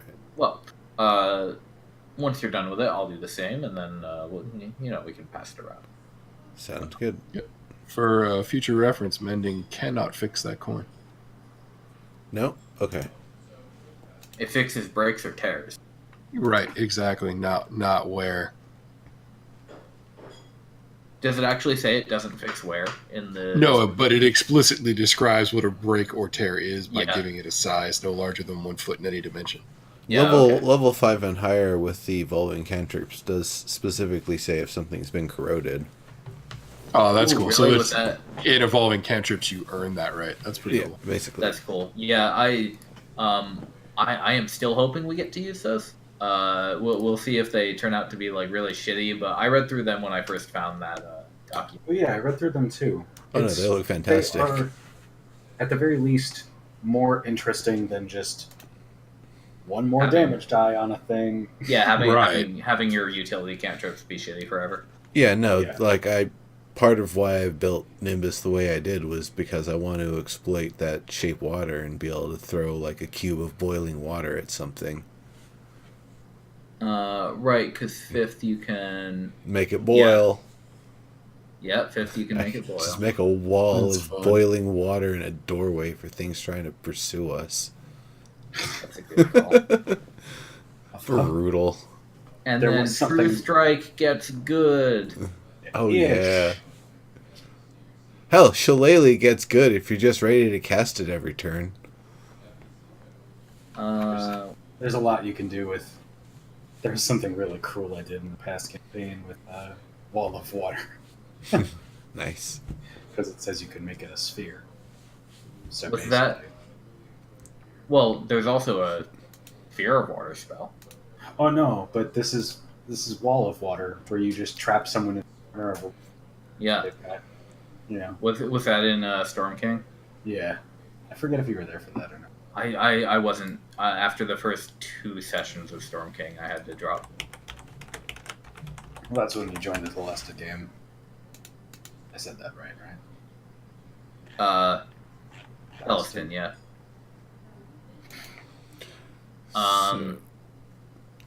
Also, Van is back. Is there a Nothic trailing behind him? Or is it... No. Okay. But he does say, I spoke with the worker. He seems to like that name, so tell Ronku, good pick. And as far as I can tell, he has no idea what he's doing. I also don't have any idea what he's doing. I mean, he's not doing much. Whatever he's working on, I couldn't tell you either, but... I don't recognize the runes, the array of stuff. Well, that's not quite right. Every so often, a digit I would recognize would come onto that rune circle, and then it would be replaced with something completely different. So really difficult to sense any rhyme or reason to it. He seems to have the worker seems to have some inkling of how manipulating it affects its procedure, but I wasn't. Well, the worker also seems to I gotta say, I'm actually a little intrigued. My my mentor taught me a lot about arcane mathematics. I actually wonder if I would be able to learn something from it. Another day. Hey, if you can, it's I think it's worth our time. Whatever he's doing is, well, he thinks it's important, and it certainly looks important. So What do you expect the result would be?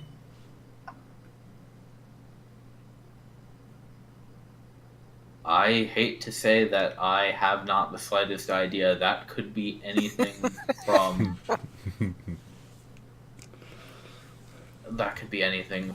a resurrection circle to a planar gate to a bomb to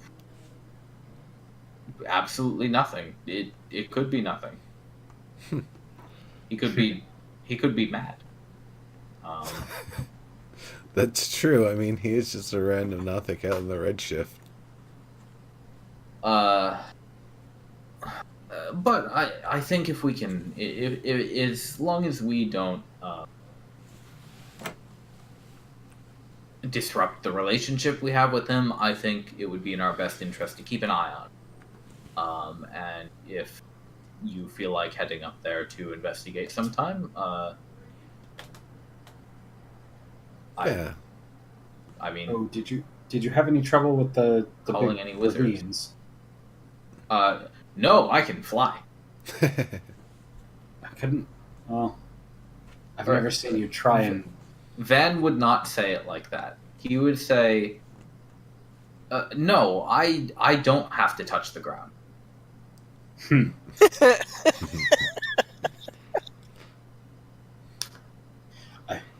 I've just never seen Van try and gain or lower elevation, other than when the terrain itself does.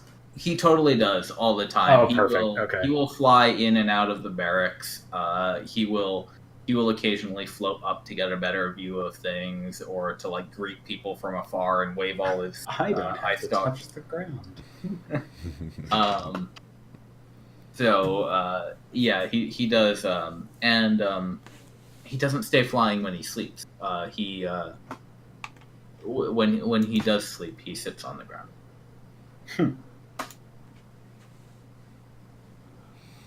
Nice.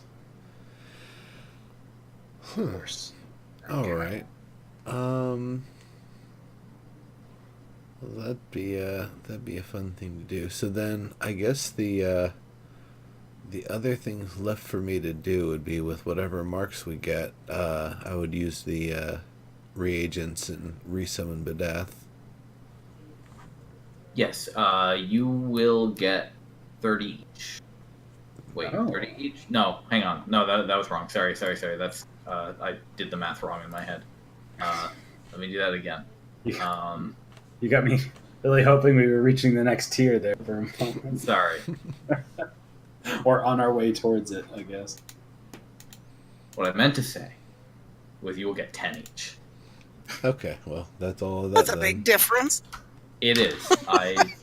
That's a 200% difference, sir. I put the multiplication in the wrong spot. Fair enough. And then, well, I know I don't really have enough to afford work right now. I'll at least talk to Smithy about the metal that I came back with and the nature Sure. of what I'm looking to do. Also before that, you all get 500 extra. All right. Wow. I'll take it. Oh, nice. That's gonna level me.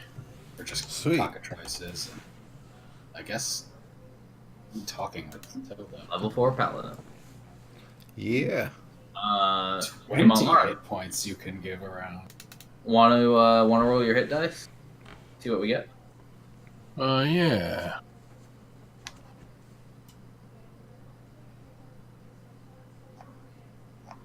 Three. Not my best roll. Oh, that was a I'll take- full-on one, wasn't it? No, that's a 2. Oh, okay. Yeah, it could have been worse.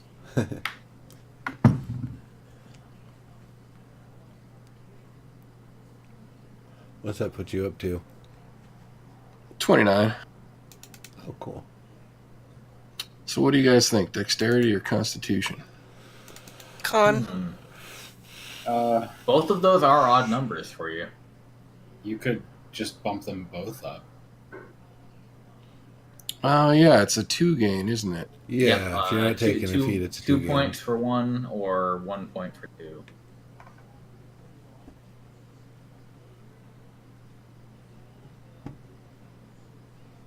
Well, then I'm just going to do that.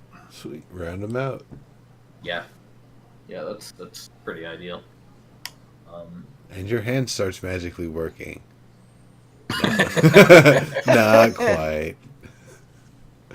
I know, not quite. It was the tea. You're getting better at dealing with it. Yeah, eventually I'm going to get this juggling thing working. Yeah. Hey, only 1 more level till 2nd level spells. Yeah, I know. Plus, I get Misty Step and Moonbeam at the same time, which is cool. Nice. Oh, nice. Misty Step is going to help you a lot. Hell yes. Oh, bonus action move away? Perfect. Is your Misty Step the same as my Misty Step? Yeah, it's the same spell. I feel like Mont'larin is going to use it more to get in enemy space than to Exactly. run away. Because that's been a running issue.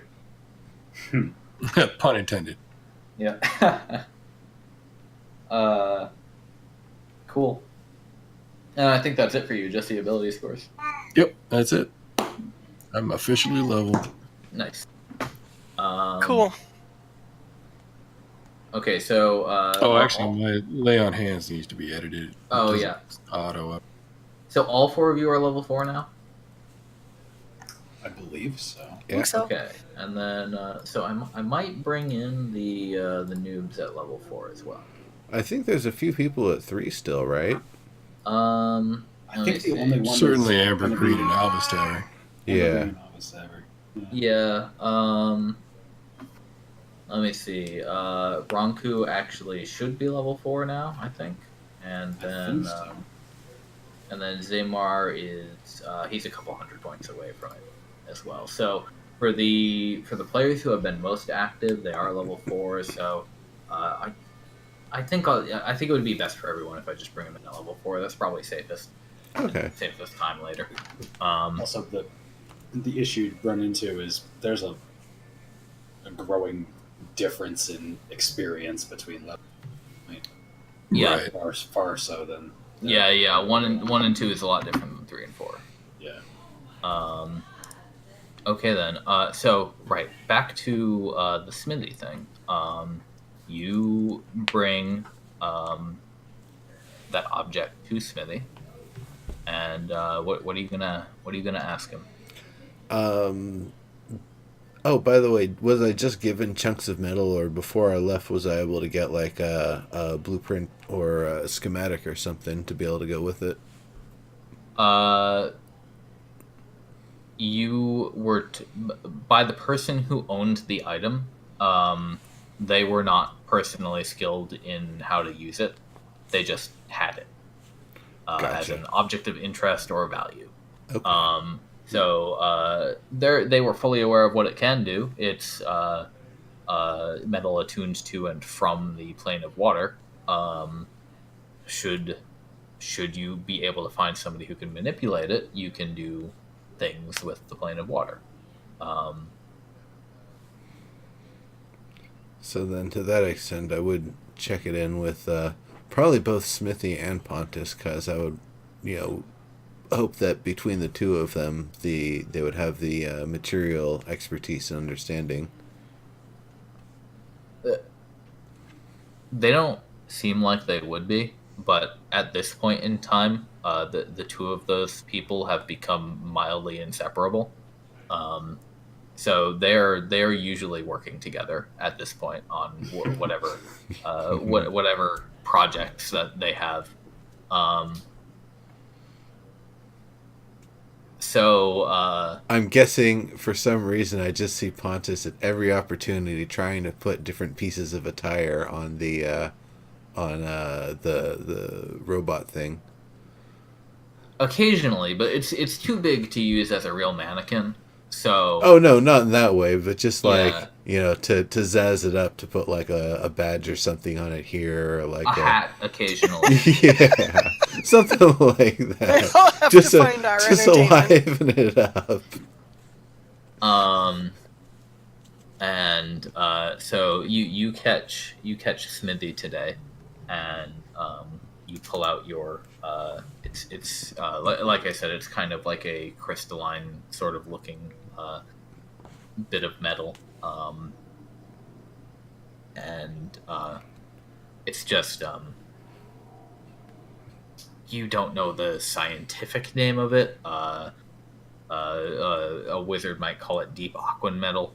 What would be It's the primordial name for it, if I could get it close with that? the primordial name for something like this would be this one would be pretty difficult to replicate with your human lungs. You would have to make the sound of something echoing off hard, firm rocks, like a sharp sound echoing off hard, firm rocks, but under about 10 miles of water. I see. Then I guess the more conventional, what a arcane type would refer to it as, such as a wizard. Yeah. So he takes a look at it, and he widens his eyes a bit, and he says, "Where'd you get that?" So when I went back home, those brass rings, the brass multi-rings that we got from Morio, I came to quickly realize, unless I focused my time into becoming an elementalist, which I'm really not. At heart, I'm not. I would be able to use those rings, and since I'm not going to be able to use rings, I traded them for a piece of metal from the elemental plane of water. And what I need this for, you've probably been hearing Soriana talking about needing a source of elemental water. Yeah. And quite personally, as somebody who has the ability to control and shape and do things with water, being able to make a ring that's connected to the source from where this piece of metal originated, so that deep water pressure can be using that to basically generate elemental water, either as a stream, as kind of a pour, as if someone was pouring it out of a pitcher, or as a high pressure jet, something powerful enough that it could knock a bottle off a wall. All right. Yeah. I get the idea. Wow. Oh, wow. It's been. I haven't gotten the chance to work with something rare like this in a long time. A ring, you said? There's enough here. I could probably make a bracelet out of it.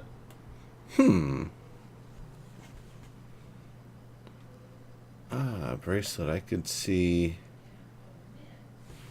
keeping that. Yeah.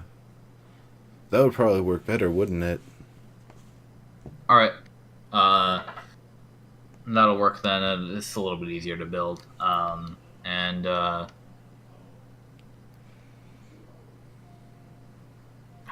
then you said connect it to